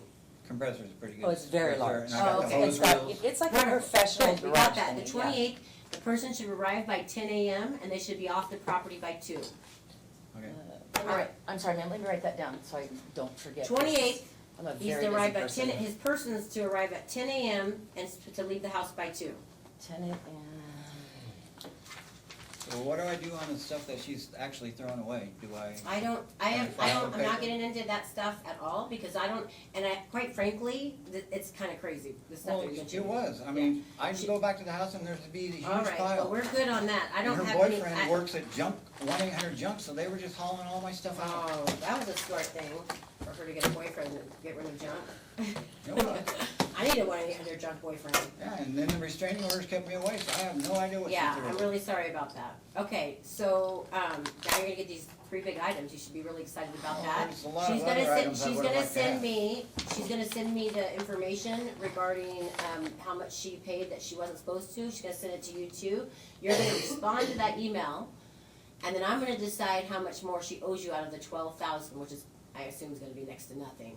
But it will at least decrease the amount that you have owed. Right. Alright, And then, Your Honor, if he does not start making those payments at that point, at what point do just, you can file contempt, that's all I'm you do. just gonna keep on filing contempt Yeah, and but put it's liens not on gonna, his it's home not over gonna be and that over again, helpful or since he's put him not in jail. working. What are you doing? Why aren't you working? I am disabled. No. So My you get hand. disability? Yeah, I'm Okay. trying to get it right now. What's Working on your it. disability? Both of my hands have basal arthritis in both thumbs. Mm-hmm. Can't do the job I used to do. Yeah, but what can you do instead, like Starbucks? Possibly. Yeah, okay. I recommended We for can do years that. for him I'd to like to become an get it inspector, so that he would reevaluated. All right, have well, these we'll see you, hands. I will address the, hopefully you'll get all your stuff on the 28th, and then I will address via email, what's reduced in the amount of maintenance that you have. Okay. Okay. Great, thank you. Thank you. Okay, so are we coming back to another court? No, meeting? we're not, unless we have to, you guys can decide, I'm sure we'll come back for another court date, because you're gonna be citing him in for contempt, because he's not gonna pay his maintenance. He's not gonna, no, he's not. It's by choice. Okay, so I have to have that email to you with those lists by when? It's 2 weeks, just 2 weeks? Okay, sure. All right, Emily Merritt, cause number 22-203-0406. Yes. Come on forward. Number 11, thank you. Can you come forward? Emily, come on up here. Raise your right hand. Do you swear or affirm to tell the truth in these proceedings here today? Yes. Okay. And so what I have from you is an application for emancipation for Grandma. Yep. Can you state your name for the record, please? Teresa Ballard. Ballard, very good. So I've read through everything. I'm sorry that you even have to do this and go through this. This makes me very sad. Father was served, I saw that, so, and mother is deceased. I'm sorry for you for that as well. I apologize. And so what you're asking to do is to be emancipated because it sounds like Dad's using your survivor benefits and not giving any of those to you. So that's one of the reasons why you want to do this because your grandma's taking full care of you right now. Yeah. So when I do an emancipation, what I'm trying to say is you can take care of yourself, not that grandma can take care of you, right? And so grandma's the one taking care of you. But there's another way to go about this. So I want to talk to you a little bit about that, and then we can go ahead and go through with the emancipation information, okay? We have something called guardianships, and you guys would absolutely qualify for something like that from the information that I've received. What happens in the guardianship is then if you apply to be her guardian, you are 16, you get to say, yes, I want grandma to be guardian. You can apply for grandma to be guardian. Then what happens is then the state requires Dad to pay child support to grandma, and the state requires your disability or the survival benefits to go to grandma so grandma can make sure you get the use of these benefits. We do what we're doing, what you're asking me to do. All I'm doing is making your father not have to be responsible for the things that he should be responsible for, and so that's not a benefit. And making it, and also you haven't been able to prove that you can take care of yourself. You're doing a great job. I love your GPA. You've got a job. No, so you're not going to qualify for emancipation. But I wouldn't want it to even if you did, because this way, Dad has to do what he has to do, and you get everything else that you wanted from it. Do you understand what I'm saying?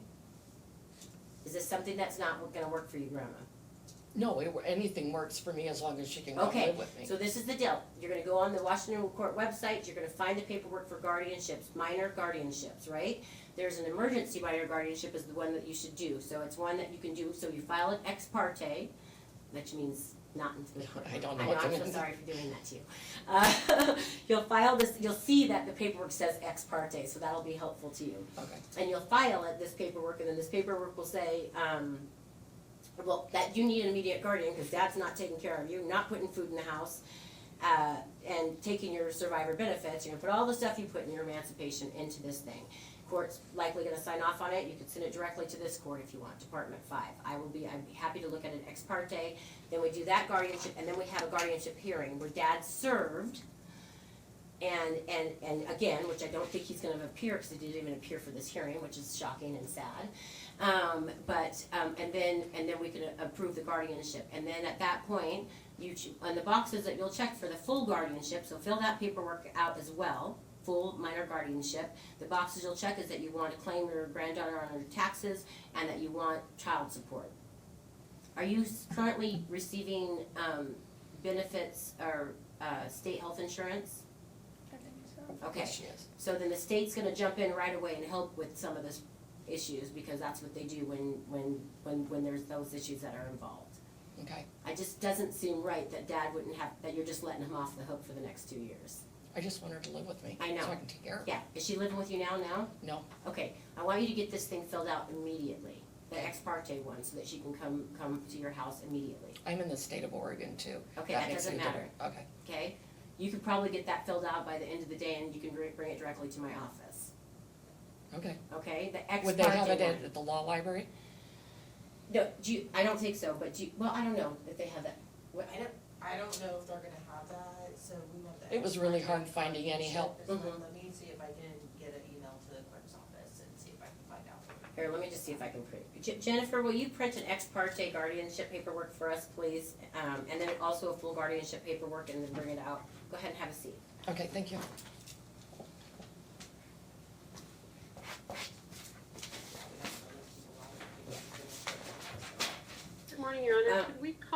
again, please? Which one? Oh, yeah, thank you. What's going on with head lady? I don't know if either party's available this morning, and I do know that I don't have any draft orders, so that's Right. where we're at. Okay, so number 7 on the docket is the Headley matter, cause number 2300933106. We are here today for presentation of orders. No parties are present except for our GAL in this case. Do you have any information to give to the court? Your Honor, I have not received draft orders. I provided the same day of trial, I provided notes for the petitioner so that she could prepare those draft orders. So I do know that she has been in touch with your JA, but other than that, I don't have any other information. Okay, I'm striking this hearing for non-appearance of the other parties. And Should we put it on in the future? And I know that there was a custody change in this matter, so it was pretty striking. yeah, I know, I'm confused by this. This kind of is very concerning. They were, like, they've been at every hearing ready to fight, and now they're not here when we have final orders. So, Understood. we're gonna go ahead and put this on for the January 27th docket, and I'll let my judicial assistant, reach out. What's going on?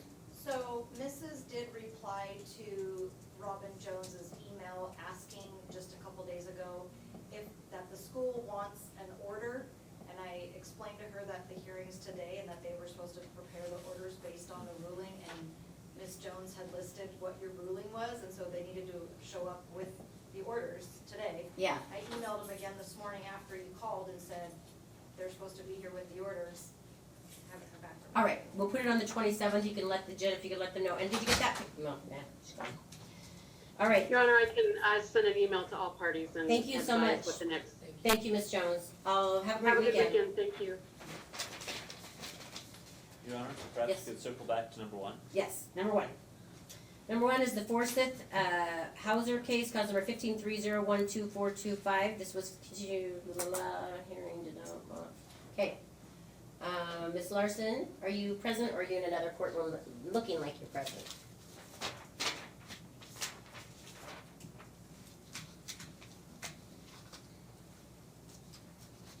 She's here on our thing, but it looks like she might not be present right now. I'm sorry, and that was the answer we were waiting for. Yeah. Your Honor, I'm Yes. sorry. It's okay. Go ahead. What did you find out for me? Yes. Miss Forsyth's mother does in fact receive food assistance for the 4 children. And Mr. Hauser may have some information for the court as well. Mr. Hauser? Yes, Your Honor. With paying the higher amount in child support, it does qualify me for food stamps. So I do receive food benefits. And You I'm receive food currently- benefits as well? I do, yeah. And I am currently getting phased out, and then with higher child support, the person that I talked to on the phone said that depending on how this would go, I would end up having to put the kids on my medical. Mr. Bean? Well, I'm glad to hear that, Your Honor. This is information I didn't have. Because, I mean, we did provide a financial declaration, and it shows that there's very little discretionary income in Mr. Hauser's household. I'd also note, with some of the numbers we were talking about earlier, and Your Honor had questions about the different deviations. We're talking about the 2 different deviations. The one that's changed since we entered our last order is the fact that he's supporting the kids half the time now. Yeah. If we simply, and that formula, all it does is it takes the basic support that the child support formula spits out and says, well, he pays half of that. And so with him paying half that amount, this is how much is left from the standard transfer amount. And that yields $422. He's currently paying $1,392 per month. The number that Ms. Larson suggested was actually higher than what he's currently paying, even though he is now paying. I'm sorry, just really quick, sorry. Did you say, I thought you said 800, like it was 200, it was a reduction of some amount. He is currently paying 1,392. Yeah, The two deviations yield different amounts going down. yeah, We stacked them. yes. We did one and then the I other. understand, but currently, you're saying, what she's saying would have him pay more. Correct, because he is making more money than he was at the previous order, Uh-huh. but he's, at that previous order, he wasn't the primary, care provider for the kids. He wasn't providing this level of care. Mhm. So if we were to simply apply the deviation, the whole family deviation, which takes into account his other child, Mhm. and just disregard the fact that he's providing half the care for the children, Mhm. then he would be paying more now than he, What would he be paying? under this new order. What under would he that. be paying? I believe Ms. Larson said something in the range of $1,500. I thought she said $800, I'm sorry. Well, 800 is certainly better than it currently is, but our argument is that he's eligible I hear for what you're both. saying, but let's get some real figures since Yeah. you're throwing out figures. Ms. Larson? So, Your Honor, what I had said, the standard calcs are different between this and the temporary order. Father has over $1,000 a month more in gross. He has over $500 a month more in net. So that explains the difference in the standard calculations.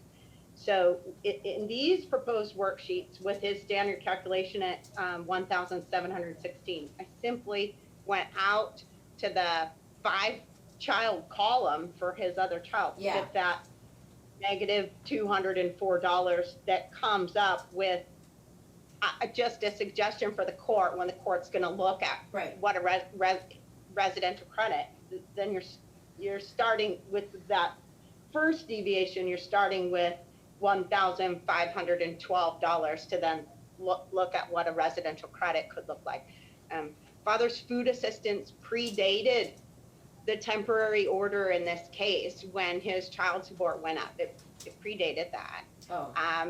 And he gets substantial food assistance for his child that's in his household, his family, not these 4 children. And that's not, whereas in Mother's financial declaration, when she put her amount for food a month, she indicated that it was food assistance. Father's just says, the food bill runs this, and it's not indicating how much food assistance that he gets a month, which would play into discretionary income.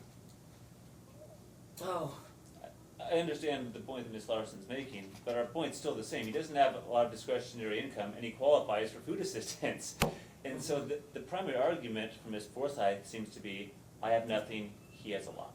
That isn't the case. We've disproven her poverty He does argument. have a lot. I don't understand. I'm actually really confused with the amount of money that he's making that he gets food assistance, but I will say that's kind of creepy. Well, my suggestion is, you have our position on where the numbers should be. I believe that both of these deviations should apply, and if you apply both of them based on the suggested formulas, which would be using half the basic support. So I'm going to use one of the deviations. One deviation offers how much difference? If you take simply the residential schedule credit, it knocks it down to $422 per month. Because that's simply taking half the amount of support off the basic support table. That's all it's doing, is simply taking that for each child. I understand. She's got 4 children and she's getting imputed income, and you think that she should be able to support 4 children half time with $400 a month. What I'm saying is, child support should consider the fact that he is supporting the I children. agree with you, but not to the extent where she can't even afford to feed her kids But she or can. put clothes on them. But she can. Look at the evidence we submitted when she was receiving $200 a month per her agreement. Now, she didn't go back to court at all to modify this child support, even though she had an attorney and previously tried to modify the parenting plan years ago. She was engaged in a lot of discretionary activities, more than my client, over the past 6 years, Your Honor. Okay. So when it comes to actually So what's living life, the residential one drops us to 400, the whole family puts us at what? at $1,500, I believe, Ms. Larson? Yeah, 1512.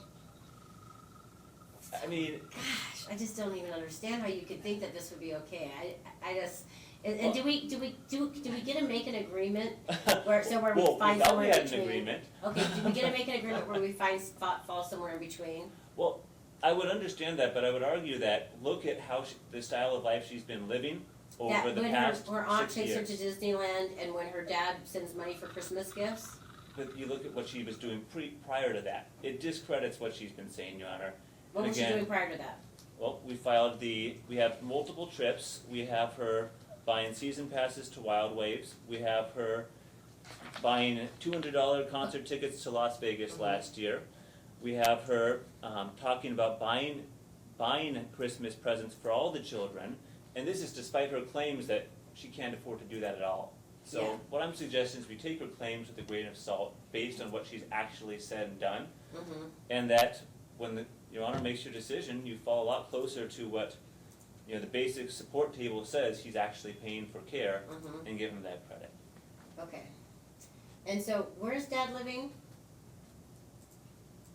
His address? He owns a house, correct? Yeah, he's purchased it with his fiance. I'm having a hard time. He's got food stamps, but he owns a house. She's living in an apartment, right? Paying more per month than he is. Yeah, because that's what happens when you're a renter. It's like the worst thing in the world. Well, but that's another issue. When you look at the evidence that she submitted or that we provided, she had to provide evidence to her landlord that she was making over 3 times the monthly payment. Uh-huh. And we don't see that here. So there's a lot of questions going on here. I'm suggesting that we go with the actual, what the support tables say he's responsible for, she's responsible for, and give them. Okay, like you said, it's discretionary. I'm not dropping the child support to 400. Do you want to make an agreement so we don't go from we're not doing the residential credit and we're not doing the whole family credit, but we fall somewhere in between? You guys can do that, right? I would love to agree with Ms. Okay. Forsythe. So Ms. Forsythe, I would like to drop the amount of child support down to $750 a month. Are you gonna sign off on the paperwork for that? Yeah, I'll sign off on that. Is your client gonna be okay with that? Mike, do you want a moment to talk in the hallway? Yeah, if we could talk about it. Okay, you guys go talk and I'll call you back. Okay, thank you, Your Honor. Thank you. Okay, I'm gonna jump off the bench real quick because I didn't get that paper. I'm gonna see if I can find it in my, I tried to send it in my own printer. Sorry about that.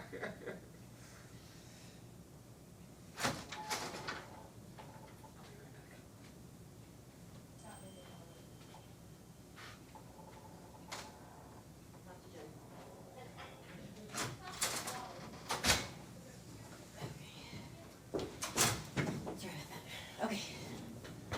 Where was I? What did I do?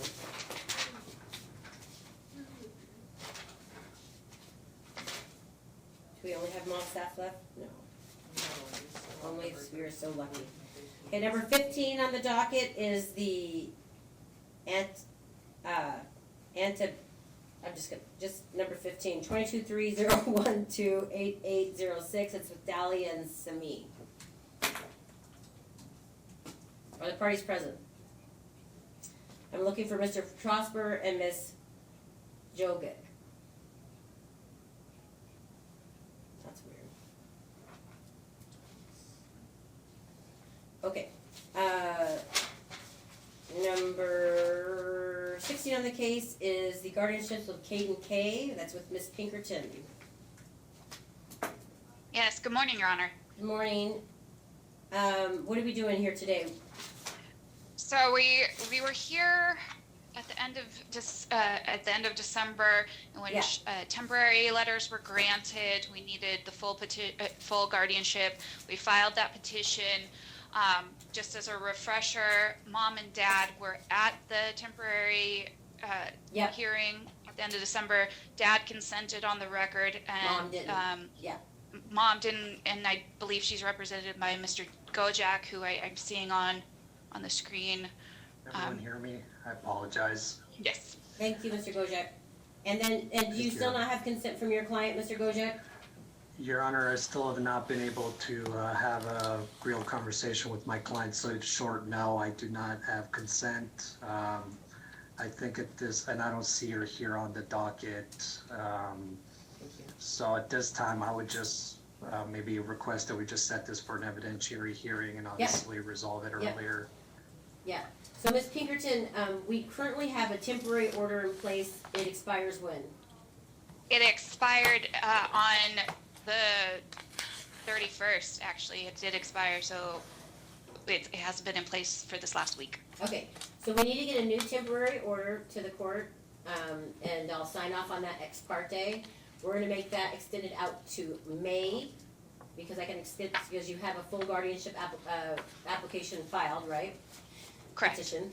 And then, I'm gonna get you a dates, and I don't think we need more than 2 hours for this hearing. I'm gonna I see would be here. surprised, Your Honor. I'm gonna get you something quick.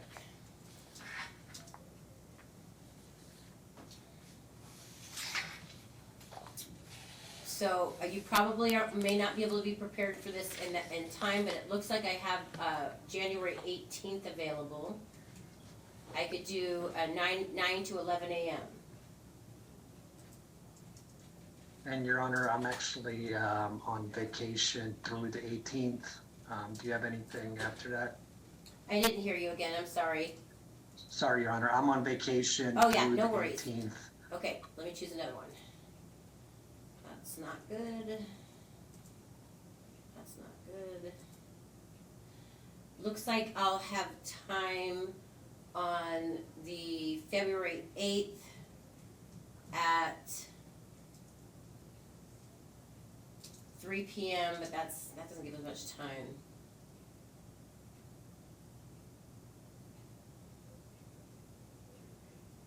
Don't think we're actually gonna need that much time though. If that's the earliest we can do it, I think we could squeeze whatever. I think we could fit that in. I think, quite frankly, the pleadings in and of itself provide. The court's required to do an evidentiary hearing. I completely agree with you, which is what I was trying to talk to Mom when we saw her the first time. I was surprised by her desire to not move forward. Looks like I've got time on the 23rd from 1 to 3. January 23rd? Are you still on vacation, works Mr. for me. Kojak? I wish, Your Honor, no, 23rd works for me. January 23rd, I'm sorry, let's do 1:30 to 3. Was that, January or February? January is actually able to find a spot on another place. Does that work for you? You said at 1 p.m., Your Honor? Well, let's do it at 1:30. At 1:30. I can make it work. Okay, 1:30 to I can 3:30. as well. So I'll put it down for 2 hours. I know we aren't gonna need 2 hours. I doubt Mom's gonna even show up. Does that work? That works for me, Your Honor. Thank Okay. you. All right, I'm gonna write this on here because I think that January 23rd, 1:30 to 3:30. All right, I'll see you guys then. All right, and we'll have that temporary order sent to you right away. Thank you so much. I appreciate it. Okay. Have a good weekend. Your Oh, Honor. wait, did we set you indicated a expiration date in May, but I don't think I caught the actual date. Just put May 1st. I just wanted to make sure in case something happens. I can extend it as long as they want since you have the order, since you filed the actual petition, but I hate the fact that you ran out before our next court date. I don't know how that happened. Right. Right. All right. Well, we will get that ordered here in the next hour or so. Awesome. Thank you so much. Of course. Thank you. Have a great Your weekend, Honor. both of you. Bye. Thank you, you as well. So mall staff, do this. You got us, Mr. Whatchamacallit. And then I've got this polling, which I'll save for last, and nobody's appearing. I'll recall one more time. Number 50 on the docket, which is 22301288806, Dally and Sami. I don't see any of the attorneys that were listed as the attorneys on the matter, was Mr. Trosper and Ms. Jovic. And so I'm gonna strike that for non-appearance. All right, mall staff, let's get to mall staff, well, let's try to get to mall staff quickly. So you saw, so mall staff, I'm sorry, let me do this again, so I'll tell you which cause number, his number's 4 on our docket, it's cause number 183017-235. And I see I've got both attorneys present, and, I got kind of like the objections from Ms.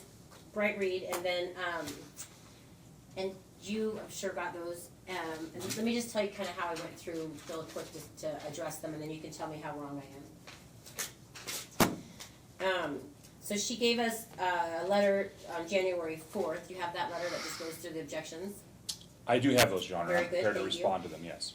You did respond to them? No, I'm prepared to respond Okay, to very them. good. And you Thank did get our proposed copy that we delivered to your office yesterday? I was in trial. I did, but I did so- not have a chance to actually review it before Very good. today's hearing, but All I right. have it here with me right now. So does your proposed copy address some of these objections? No. Okay, so number one, on here, is she wants to understand why how you calculated the, Yes, if Ms. Brightry would have looked in a file that she had entered on August 26, we filed a ER 904 with the evidence that was to be presented at the time of trial. There was no objection to that. Hand that forward to the court. There's the payoff schedule is the first one. The second one is the copy check. So if you want to take a look at those. So that's how it came about in getting that number. So, Ms. Bright, go ahead. So, of course, I reviewed the file and the payoff schedule. And so the way I calculated so essentially he paid the loan off early. And so the benefit of paying the loan off early is that it would be reduced by the interest owed because the principal would have been paid off. So the way I agree, he paid off the loan off early. I'm not disputing that. The way I counted the reduction in the judgment is I added up the interest from November 2022, because that's when he paid it off, to November 2026, because that's when that was the last payment on the loan. So I added up all the interest and I subtracted the interest from the judgment amount. I don't understand, I truly don't understand how they came up with their number. It doesn't make sense to me because, in my opinion, based on the agreement, the reduction would just be the interest. So the payoff amount is on the schedule. It's listed in the far right-hand corner. My client is here, and he can testify specifically as to how that number reflects. And the canceled check is attached in the second posting. I've got the So canceled it check, it's matches up. $28,000. Right. And so That's the payoff. The payoff is stated right there on the form. Mr. Grasso, am I correct on that? You're the one who executed the party to it. why would the judgment be the payoff amount? I mean, there are the future loan payment includes payments that were made since trial as well. So I guess what I'm not seeing is why wouldn't it just be reduced by the interest? Why would it be differently calculated? Okay, so I kind of don't, give me a second. I kind of don't understand what you're saying. I thought I understood what you were saying when I read your objection, but now I'm trying to understand. So let's do super simple numbers. So he's got a loan, it's $2,000, he's paying $1 a month, and there it has the interest. And then 6 months in, he pays off the entire loan, even though it wasn't supposed to be due until a year from then. So then we have whatever we have the end of that. He's paid it off, and then the interest. The last payment on the note there on the schedule shows the last payment that's due to pay off the principal, and no interest would accrue. That's the reason why he paid it off at that point. It stops the payment. He paid it off in full at that point. Yeah. So I don't know how to explain it any better than that. I don't know what. Ms. Brightreed, so it stops the interest. It just stops the loan. It paid. He paid it, it's satisfied paid. it. If he's paying every single time and there was interest accruing during that time, you're saying it wasn't being added on at that point? I don't understand. So what I'm saying is that, and unfortunately, so we picked a date to value the future payments. Yes. I believe, and counsel can correct me if I'm wrong, I believe that we indicated that the future payment value started in October. I could be wrong on this, but that's how we valued this future loan amount, right? It was all of the payments that would have been made, I believe, beginning in October of 2022. So he made an early payment, right? And he paid off the balance. So what I did is I said, okay, well, the principal would still be owed, right? If he pays it off early, it doesn't mean the principal changes. So what I subtracted from that amount was the interest that he would have incurred, but did not incur because he paid it off early. Yeah, that's the point. You don't get that benefit. I mean, the idea is when you pay off the loan, you pay it off. It's like an early payment on a house. You don't have to pay all the additional interest. Well, that's what she did. And the schedule is set right there, and it shows the payoff on that date. Yeah, and so I subtracted the interest, and I added up all of the interest from the date he paid it off until the date, until November 2026. That is how I got that amount. You don't get, the interest isn't calculated in that. When you pay off on the schedule, the date that you pay off, it ceases, it ends the balance that's owed on it. That would include no interest occurred at that amount, so it was all paid off. Okay, so it's just, I understand, so I subtracted the interest. I'm I'm not including the you have to interest. subtract the interest. This is what I'm gonna say. So on the date that he paid off the loan, which date was that? Your Honor, the check is there in front of you. I'm sorry, you've got all Yeah, my okay, paperwork on it. the date he paid off the loan was October 12th, let's say, if that, whatever. He paid the loan off on October 12th. What was due on the loan on October 12th? 28,000? There you go. Yes, Your Honor, but, so, the future loan payment doesn't just include payments from November 2022 going forward. It includes payments from October 22 going forward, and potentially November, although I would have to look at my notes. What I did was just subtract the interest that he wouldn't incur because he paid early. I'm not understanding. I'm so sorry. No, it's okay. Because to me, it's like what. So just tell me if we're not understanding, because Mr. Sessions says, unless there's some clause that says that you get penalized for early payment. Let's say I buy a house and then and I know this house.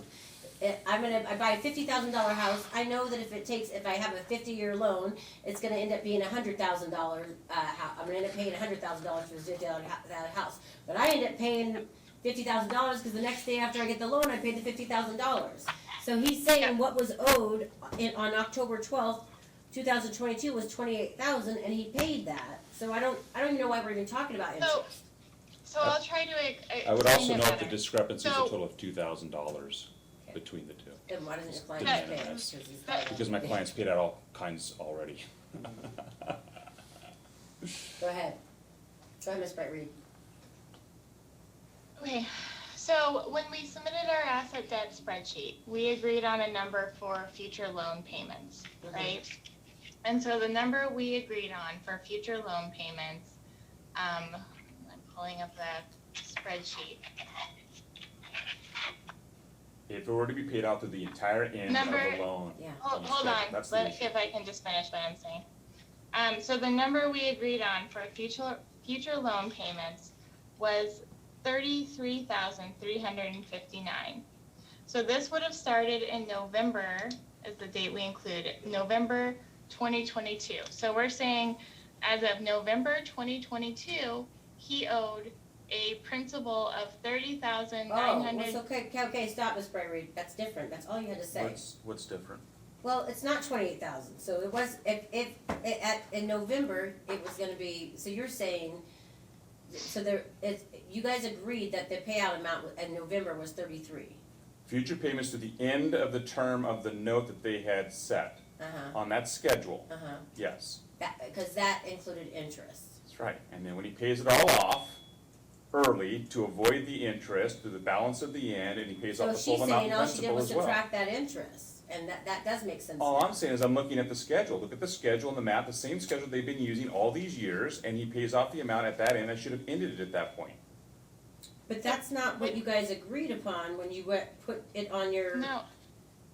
And even if you're looking at the schedule, the future loan payments, the value we wouldn't be using is a principal of the November 2022 balance. The value we would be using, if we did it the way council is suggesting we calculate this amount, would be the value owed on as of September 2022, which is $30,906. That's Because that makes sense. and I'm proposing it's even a reduced value than that, because I subtracted the interest and I got I agree with her now. 31,000, or about the same, really. All right, I agree with you 31,000. now. So, I don't know how so who's making these fixes? It's not Camara. Well, presumably, the only difference that I can see would be the attachment of her, I mean, I'm proposing that our orders get entered, we have some other items to address, but that spreadsheet would be simply attached to our order, but. Her spreadsheet here. Yeah, because that's the only functional difference, am I correct, counsel? You're correct, and then updating the judgment amount, so the judgment amount would then be $443,092. Tell me where that is. That so would it's still That'd be in paragraph 1 of our order, 1 and 6. 1 and 6. Okay, tell me where I write it again. 1, adjust it to. So on Who's section. coughing? Someone needs to mute their phone. Drive me crazy. Okay. On page 1 of the final divorce order that we've I got that, submitted, at section 1 of the judgment summary, you'd be writing in the term under the amount for 443,092. Can Your Honor also make sure that the creditor's name is Mark Malstaff? I believe it said Eric Malstaff on their version. I don't know if that's been updated. And you sent new Says orders Mark and you on- did It says it Mark, again. I sent you clean orders, it says Mark on No, I there. thought these are my clean No, orders. Yours The one says I Eric? have says Eric, but Mine I has don't Mark. think it was intentional. I'm just Maybe I can asking the make court sure to I update made it if the it right needs to be page. updated. Well, that's this thing you just gave to me. Yeah, I'm pretty sure this is your new stuff. Yeah, it is. What do I do with that thing? Oh, well these, but I think these are bright reads. And so, I'll just use hers. Hers is all right. Well, okay. No, well, What? Talk to me. no, we're gonna have a problem at the end of the day. I think we should, let's address the other issues, because depending upon where the court goes. Yeah, we might end up in a different place. Okay, let's do it. Yeah. I like it. First of all, do you mind if I bounce to Mr. Bean? He looks Go like ahead, he's gonna kill himself. Going back to Mr. Bean really quick on the, Forsyth case. Talk to me. Okay, so, almost. Okay. Which is, Mr. Hauser let me know that, he, like you mentioned earlier, he's gonna be paying the insurance costs for the kids soon, $410 a month. Yeah. So, obviously, he has, 66% of that based on his income. So he would agree to $600 per month, is what it boils down to. Though, because that would reduce sort of the standard amount by over $200. So we're suggesting Okay, so $600 a Mark, month. Michael, what's your job? I work as a fleet facilities manager, And then, with who? Paul Davis Restoration. Okay, and then, and so you've got paperwork that shows how much extra it is? Because I'm having a hard time believing that it's gonna be this extra for you, because you already have a child that's on your insurance, so adding these kids onto your insurance doesn't generally count. No, actually, I don't have any children on my insurance right now. But you will. Yes. I mean, I'm not doing, this is Mr. Bean, come on. But it's still gonna be an additional cost of, It's not gonna be an additional cost for him to insure these kids, because he's already gonna put his 1-year-old on there. with 4 additional kids. No, I'm not. She's on state medical right now. Yeah. I'm not gonna deal with the insurance. I will allow you to cite this back in and I will adjust it, even though it's before time, because I'm not gonna consider something he's currently not doing and that he's already got a child that's gonna be insured. You're right, if it's 5 kids, there may be a different calculation, because sometimes I think it goes up to 5 people, but I don't know. But I'm not gonna do it until I see it. Understood. So what number are you landing on? What number did I give you? You suggested 750. Yeah. And we are suggesting I'll go 600. 700. Thank you. Two quick issues hopefully, and then we'll be out of your hair and Mr. Spencer. Miss Forsythe, you'll agree to 700? Yes. Okay, Okay, start date 50/50 since October 1. yeah. We're asking October 1. Miss Forsythe, I'm doing that, and so that means right now he's not gonna owe you, there's gonna be, if he's actually been up to date, he's gonna be overpaid. Although that's not true, because he's in arrears, Is he in arrears? I think he's in arrears. No, there's no arrears, Your Honor. No arrears. It's entirely Oh, I was confusing it with that up to other date. case, I'm so Okay. sorry. Whew, He this is is really my- weird having That to was do my this every second case. surprise of the morning. Very good, okay, so that means Miss Forsythe, you're gonna be hurting for a little bit because his payments are gonna, he's actually gonna be paying less than the 700 because he gets the credit since October. Third issue. Okay. Yeah. And this was raised by Ms. Forsythe, tax issues. She says she has no taxable income. Therefore, he should be able to receive the credits for all the kids. Well, Your Honor, I don't think your- that, go ahead, wait, But I stop, have my everyone stop taxes. talking. Okay, I don't think that that's how that works, but I'll go ahead and let Ms. Larson say something, go ahead. Ms. Larson, you're about to say something. I was just gonna say, Your Honor, that it creates an overpayment situation where, because he has paid and it's been distributed, it creates an overpayment situation between the balance of what he's been paying and $700 from October on. Yeah. I don't know if the court will wanna start the new payment this month. I don't know. This was something, this parenting plan was, these phases were built into the temporary parenting plan, so everybody knew the change was coming in October. Everyone knew. So I didn't know until the final orders were going, because I didn't even realize I hadn't been paying attention to the parenting plan piece. I didn't realize there was a phased in sort of visitation schedule. So what you're trying to say to me, Ms. Larson, is everybody knew that this change was gonna happen in October and they didn't adjust the child support at that time? Yeah, that's what I'm pointing out. And I'm just pointing out that this is going to be an overpayment situation, and it's sounding like it could add up to substantial amount, for 500 plus a month. I can't recall what it is right now under the temporary order, what he's paying, but it's the difference between 700 and Josh, do you know right away what it is? The overpayment would be $2,760. What do you say? Yeah, that's what you would owe. $2,760. Yeah. And again, but this goes back to what we were talking about in our declaration. We've been trying to resolve this. I do understand that, and at our last hearing, did Ms. Forsythe not even appear? Or was she here and she just wasn't signing the orders? No, at the last hearing, we struck the hearing because we thought we had the agreed orders, Oh, okay, but they weren't agreed, so we Okay. struck that. So listen, what date was that hearing? That hearing was just a few weeks ago for agreed orders, but as you recall from a declaration, we've been Okay, contacting but so her. what we're gonna do is, and so what, I think what Ms. Larson's pointing out is we're actually gonna put these kids in a worse position if I start from October. Well, A significantly worse position, so let's give me a different start date, Okay, December. That splits the difference. December. And that's still gonna be an overpayment, Ms. Larson, I understand that. Okay. And then, I guess you were asking about the taxes? Yes, the taxes, so this is what I wanna say about taxes, like, she still gets all these credits, even though she doesn't have a taxable income, in fact, she gets, like, the earned blah, blah, blah credit, I don't know, I've been on it for a while, but, so you're saying she shouldn't get her credits on her year because she's not making taxable income? I'm saying when she starts earning a taxable income, then she should receive Is the credit. that really an argument that you usually make? It's an argument I'm making now. Also, he is paying the majority of the support as well, so Yeah, no, so, it goes every other year, is that what it has on the thing? they split them. Yeah, split them. Your Honor, we split the children. I and got it, Ms. request- Forsythe, just continue to split the children, start dates in, December 1st. I think that's it. Okay, so do I have paperwork to sign? No, Okay. we'll draft an order. Uh-huh, We should probably cite this on though. okay. So can I put you on the 27th? That'll work. Okay.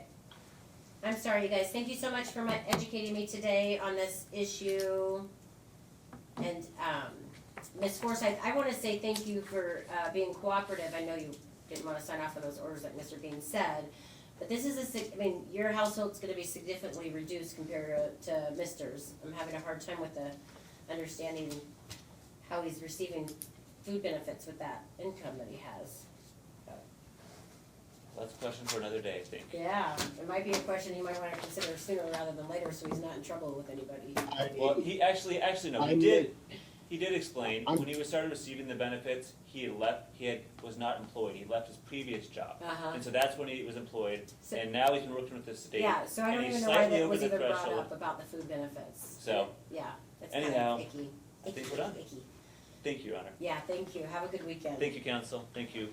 All right, Ms. back to my Forsyth. staff. Thank you. Thank you, Your Honor. Yes, thank you so much. Thanks, Ms. Larson, for all your assistance and education on that. You wanna see this paperwork. ER 904's back, because I think my client wants to be heard, because I Okay. think he says he did make those payments. One moment.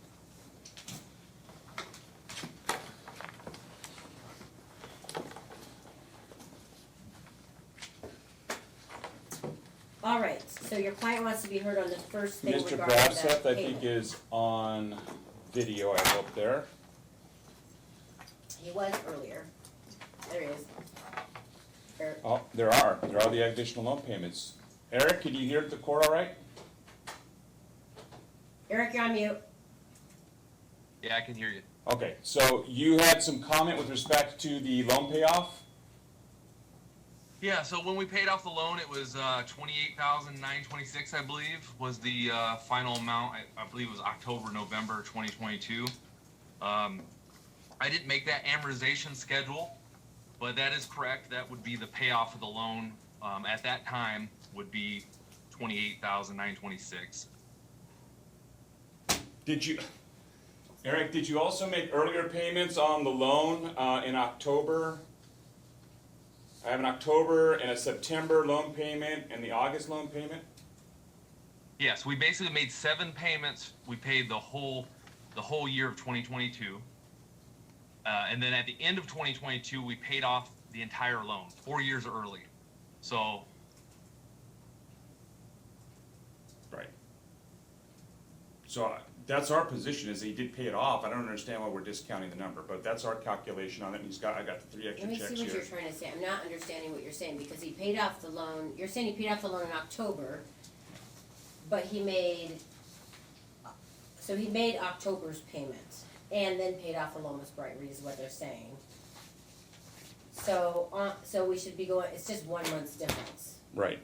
So can you guys do the math on that? It's all it is 1 month's difference. Okay, we can figure that out. So it's like 100, it's like 100, you just subtract what we said from, you subtract 1,001,195. Why, Miss Bright Reed? Well, why are we subtracting a 1,001? I don't understand. I still don't Because what understand we why it have him matters. doing is paying off, we count him as paying off the whole loan in October, as if he didn't also, on top of paying off the whole loan, he also made a payment that month. Actually, it's September, yeah, no, Okay, there's 3 so then payments that would- there. But it doesn't matter about September, it just only matters So about that would- October, right? Am I crazy? No. Okay. Well, I mean, Your I am Honor, crazy, but not for this purpose. I really don't see how that matters, because we still said as of September, I mean, this is what I said before, we calculated the total outstanding amount owed as of September 2022. Oh, wait, So, wait. so using this 28,000 figure does not include the September payments or the October payments. So if we're gonna use 28,900 or whatever number they wanna use, we both have to add in the September and October payments, which actually gets you to a higher number than I'm proposing. Oh my God, my brain just went crazy. What happened just now? I don't understand what you're saying again.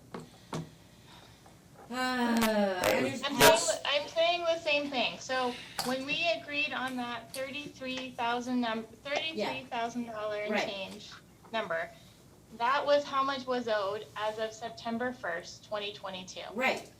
So he's indicating he made a payment in September and a payment in October. Right. So, okay, great. Those 2 payments are accounted for in that value. But they weren't. If he then- October comes after September.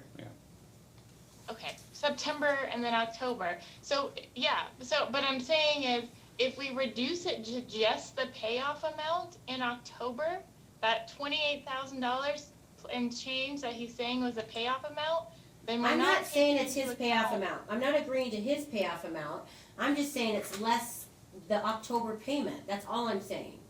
Because What's less the October payment?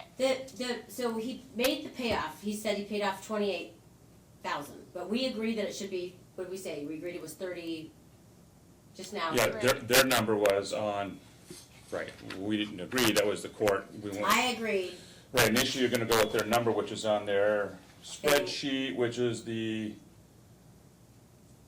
I think their spreadsheet is the 33. 33, Miss Bright Reed, and that would be as if he paid off the whole loan in October, right? Like a guy got what you're saying.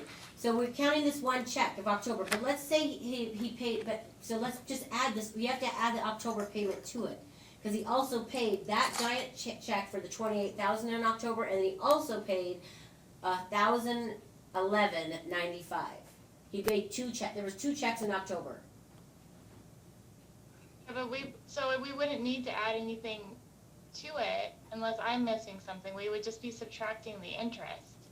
Okay. I don't know. I'm more than welcome to invite Ms. Bright Reed over to my office, so we can sit down and take a look at the payment histories and nail that number down. I would rather just make a decision now. Okay. We've spent a lot of time just getting this number figured out. We're not that far apart. I'm reducing the amount that I said, so the amount that you have, Ms. Bright Reed, I'm reducing it down by $1,111.95. And why is that? Because what we're saying is he wrote a check to pay off the loan in October, and we're using what you said what that payout would have been in October, right? And that would be as if he just paid everything that he owed at that time. However, for whatever reason, he also made a payment in October. So he wouldn't have owed that amount in October because he also made a $1,111 payment as his regular payments that he was making. So his October payment was paid, and so the principal would have been reduced by that amount in October. Right, but my client still gets credit for the fact that principal payment was paid to her. That is still a loan that was owed to my client, so it should still be considered in the asset debt spreadsheet.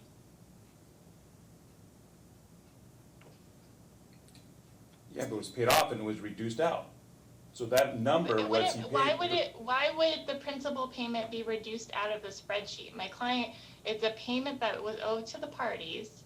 It should be considered when dividing. The spreadsheet contemplates that he paid the payoff in October, and that October he didn't make any other payments. He made his September payment, and then instead of making his October payment, he paid the whole thing off at your figure. However, let's just pretend he paid an extra $1,100. I don't even need to argue this anymore.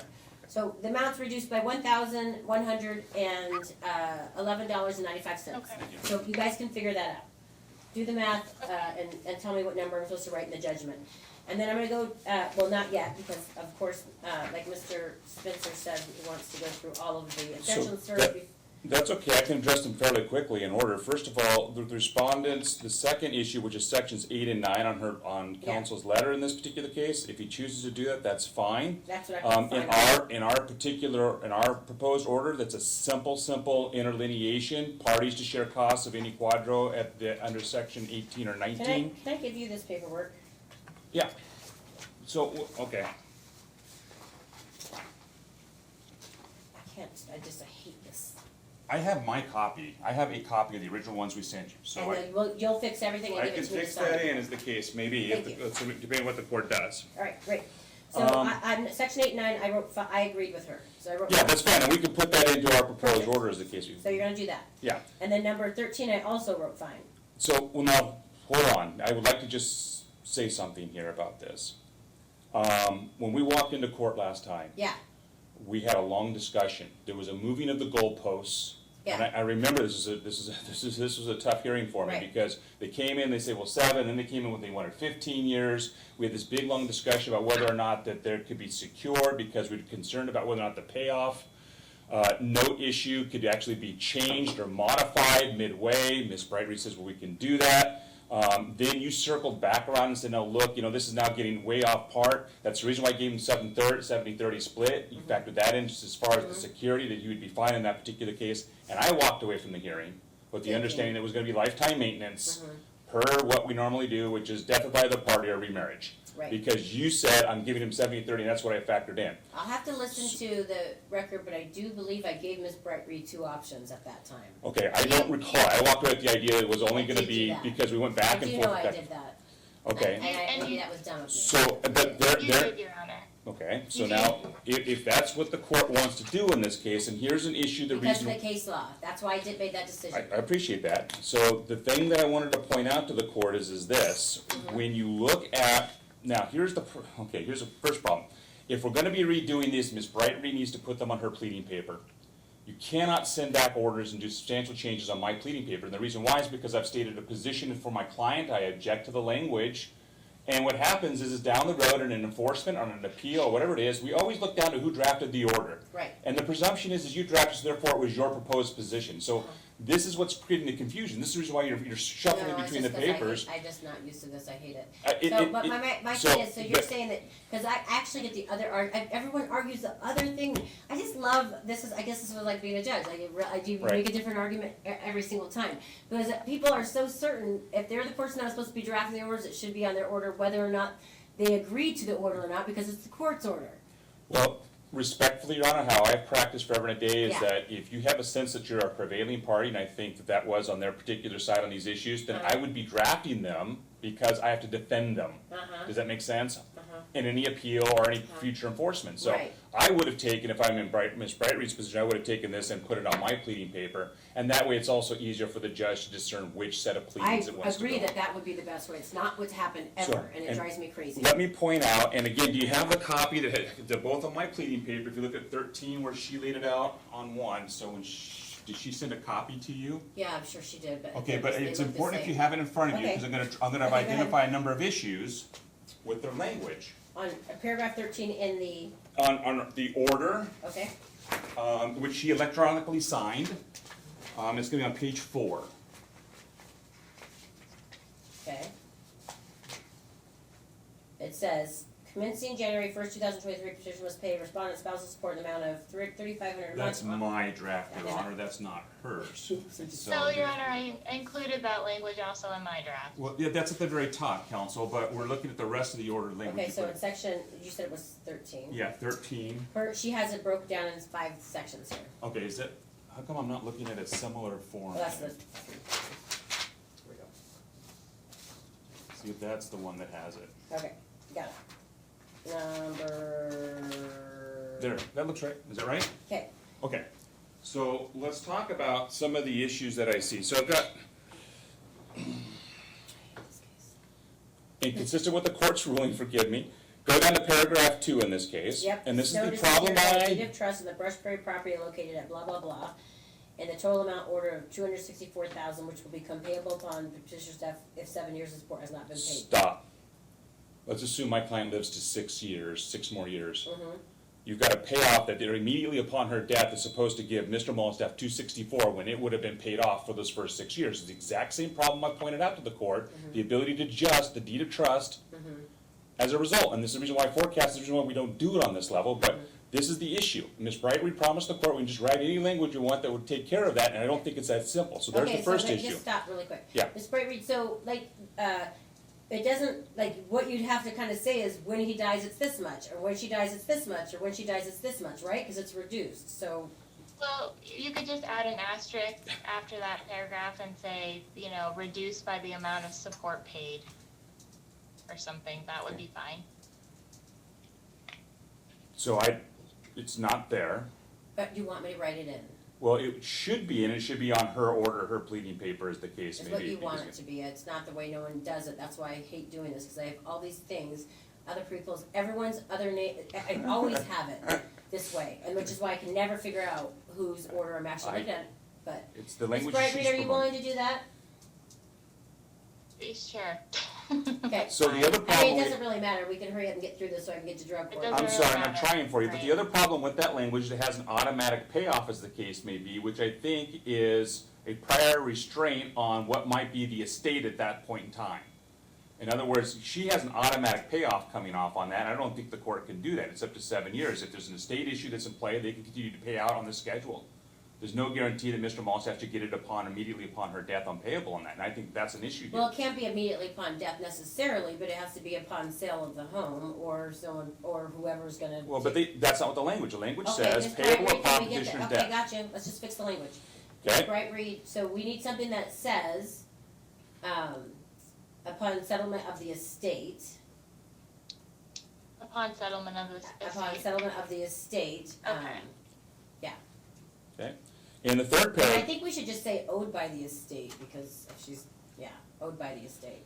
In the third paragraph, you have a prior restraint on sale, which is not appropriate, because the idea here is that if you have a deed of trust, and the deed of trust would have to be cleared anyway by title if she were to sell the home, but he should not have to give notice, nor should my client's family or my client's guardian have to return to court on a motion if somehow Mr. Maltstaff objects to it. So clearly, that's the whole idea of the deed of trust, is that she be protected, you have to clear title on I don't think that he that. objects to it, I think it's just so that we can create a means for him to get another, deed of trust. Yeah, exactly, and the language is first so it could be secured on something else, but also so it isn't construed as preventing her from selling the home. So that's the intent of the language, and I believe that's what it states. The language says she must give notice to husband first, and the parties can agree or file a motion with the court to determine how the maintenance. So it is a prior restraint. No, I disagree. Okay, Okay, next. all right. The last paragraph in this particular case is, I don't know if the court is ordering that my client bear the cost of the deed of trust that she's insisting upon, which we've objected to. It seems to me that it'd be a cost that he should have to bear. I think it should be shared, you don't think it should be shared equally? Respectfully, I don't, because it's his security is the case. If they're insisting on it, I don't think is even appropriate. So I raise that as a matter of. Well, what if, when we're, like, we're doing like a quadro, we have to share it differently, and someone's insisting on getting half I of did, no, somebody's retirement. I didn't object to that issue. I'm not saying about that, I'm Right. just using it as an example. Mhm. I'm insisting you give me half of your retirement, we're gonna share the quadro equally. I don't have a problem with that. The problem I have is with this particular instrument, because again, we're objecting to this instrument, I think she should bear the Okay, cost. I disagree. Okay, very good. And clearly we can't, this is not an agreement, and at the bottom, so this is a court order is what it is, after Okay. receiving argument hearing, which is, and then I had a big line, which Where is is the reason that? why. Where is Oh, line 19. Thank you. Yeah, see where it says detailing this agreement. It's not an agreement, again, because I don't want to have it reflected in a future Okay, court proceeding. detailing this order, Ms. Bright Reed, next. Okay. And that was it on that. On that, Okay. on that 13, was section 18, I thought our language was appropriate. It gave 90 days for everybody to get the property and also. One of the language that will allow him enough time to retrieve personal property that allows for exchange of property. You gave him 90 days, Yeah. it's winter, you saw what's going on in this world. I thought we talked about it as a significant. We did, but I don't have another date. They Okay, have that's good, that's good. till Ms. June, Bright and Reed, come on. so, and I also want to point out that his so property, his property's already been moved over to his US 31 property that was awarded to him. Mr. Grass has already moved that stuff over there. So as far Was as that getting the with stuff. permission? What's that? That was with permission? Well, that's what you ordered. I used to get all his property, so we moved it over to the property you awarded. I would say he didn't get it, but he moved it, so did, Mr. Malstuff, did you know your property was moved? You're on mute, sir. I don't think he did. Yeah. I don't think he can talk I don't think his volume will work, but I don't think he did. It's You're there on is the mute, point, it's there push for your him. mute button, dude. Alright, never mind. Ms. Bright Reed, what did you say?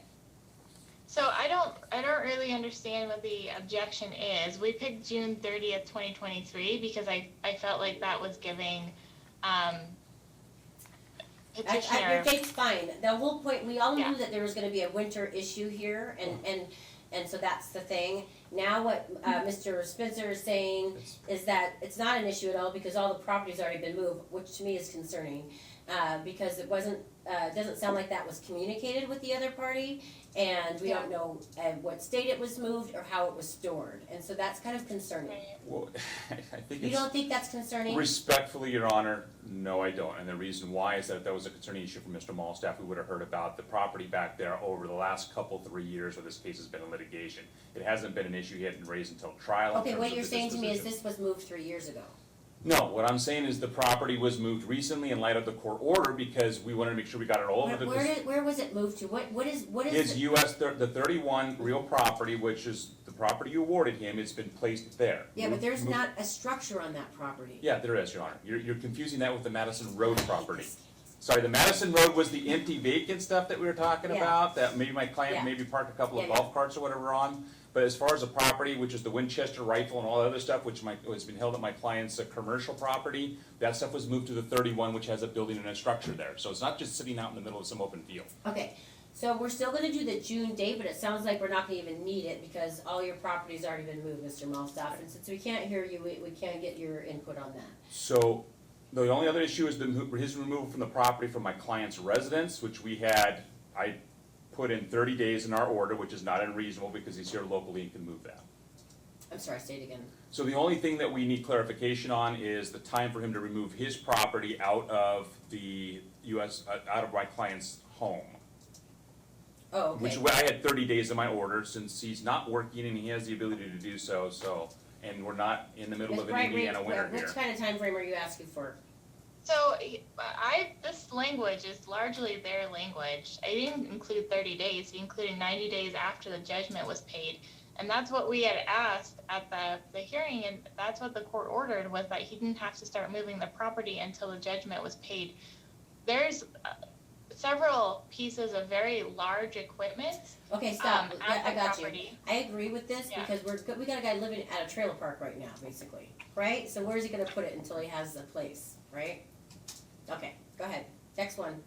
You know, I think that was it. Is there any other issues? Am I missing anything? No, so Your Honor adopted all of our proposed changes to section 18 then, it sounds like. Yep, Correct? Okay. I did. Well, some of the proposed changes, others were changed Well, what- in section 13, right? We talked Yeah, about. yeah, she said so- section 18, she was asking. I said specifically. section Okay. 18. All right, forgive me. And then we fixed 13 because we're putting all those little extras in, the asterisk, she says, but it should be a little bit more than an asterisk. And then, and then we're reducing the amount by the 1,111. Entry date, Your Honor, again. I feel like you guys should be able to get me this stuff, right? I would like to get it to you today. Okay. But, I won't look at it until probably Tuesday, if you get it to me today. And you okay. guys can both electronically sign. Yeah, and you said just to make sure I'm 100% clear, I'm reducing my proposed value for the future loan by $1,111.95, That's right? correct. One payment. Okay. All right, and then there was one minor change I had in the findings to section 13, and I don't know if council objects to the change or not. Section 13, you said that in one minor change, you didn't really explain What it. was the objection? Huh? I added additional findings. I just, in fact, an additional findings, she wrote, I previously requested to be included, section 13, I did additional findings. So I don't know.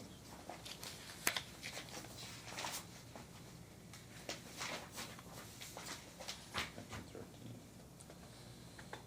13, I'm looking at the same thing. the findings.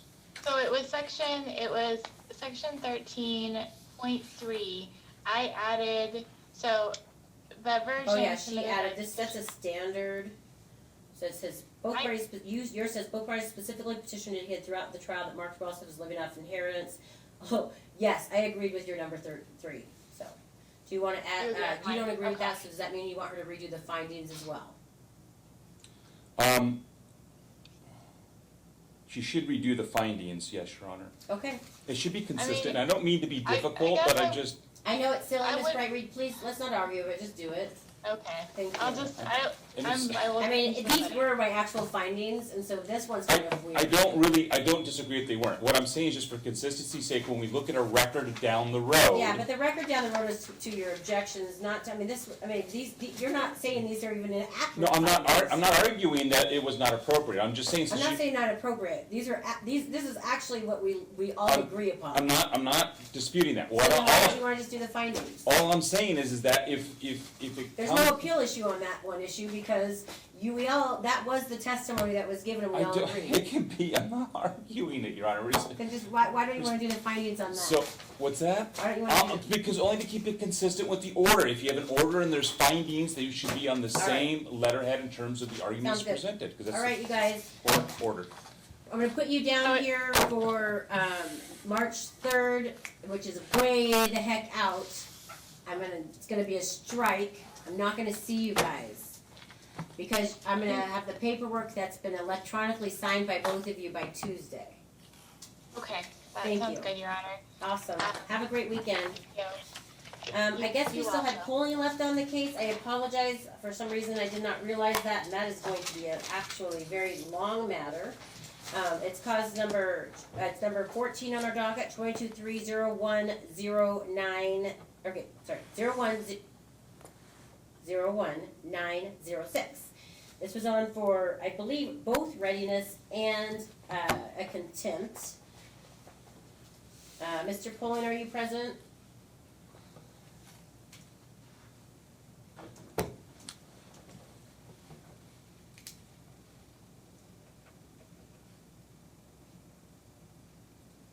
You're on mute, Mr. Pullen. We can't hear anything you're saying.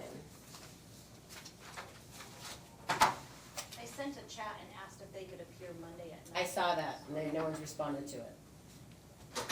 Okay, I can't hear you, Mr. Pulling. I don't know why. All I know right, what Your you're Honor, doing. I Oh, there you go. called I in, can hear you now. Okay, I'm going through my computer for audio. I tried to call in, but apparently the phone's not. All right. Phone So audio did is you not see working. did you I am guys here. see the chat listed by my judicial assistant that currently I'm already late for my next I did. hearing? I did, and I did respond. Oh. Worked. Limited availability next week, not available at the time. Would we have a time with the judge today, even if it's reduced? No, you do not. Because I was supposed to be at another hearing 13 minutes ago. So, and we can clear this up, actually. Our current trial date on this case, no one's requesting a continuance? Correct. Ms. Poling? No, ma'am. Okay, great. So this is what we're gonna do. I will address the contempt at trial, because it's coming right around the corner here. I do that oftentimes. I usually kick the can on that anyway, because there's not much that's gonna be done between now and then. So, for trial currently is the 23rd of, January, so very shortly. On the 17th of January, I want you guys to have both of your witness lists and your exhibit list to each other and to the clerk's office. And on the 20th of January, I want you to have all of your exhibits to the clerk. You'll have a copy to each other, and you'll also have a copy to the court. You'll have also, if you're going to do a trial brief, that will be due at that time as well. 123 or 17. So trials 123, 117 to have witness lists and exhibit lists, and 120 for trial brief and exhibits. Any questions? I have two questions. Go ahead. One, what is the time for the trial on the 23rd? I believe I have it listed as a one-day trial, full-day trial. 9 a.m. Does that 4:30. 9 a.m.? Okay, thank you. And then I am in a financial position Wait, that I hold need on, to get. I'm wrong. What? It's only half day, but I didn't set our next matter until 3 because I kind of. 9 to 3. Okay, go ahead. Okay. I'm in a financial position that I need to seek a roommate, and I would like to help Steve get his belongings. I know that he needs them. can we communicate via email CCing the court? I know there's the Yeah, protection if you order. guys are, if you have Jennifer Gibson Smith included in all your emails, then it will be considered for court purposes and there will not be an issue. Okay, perfect. I just want to be able to set up a way for him to get his things. Right. So you're getting a roommate, we have trial on the 23rd, and it sounded like you felt like you couldn't refinance the house. Does that seem like a very smart thing to do? Well, I mean, I don't expect to have his things completely out of the house by the 23rd. I don't mean just about his that things, I'm just saying that if you're not gonna be able to pay him out, and he's being really unreasonable in that regard, then you're getting a roommate that you're gonna end up kicking out in like a month or two, right? If you can't refinance the house. Yeah, no, that's correct. I don't think I would have a roommate by then. I don't have anybody planned or anything. Okay, I'm so just but kind it's of mostly looking just ahead. about him getting his belongings, that sounds good. Okay, you guys go ahead and do that. I'll see you guys back here on the 17th, I mean on the 23rd. 23rd, thank you. Yep, have a good, Thank have a you, good Your Honor. weekend. Take care. Docket complete.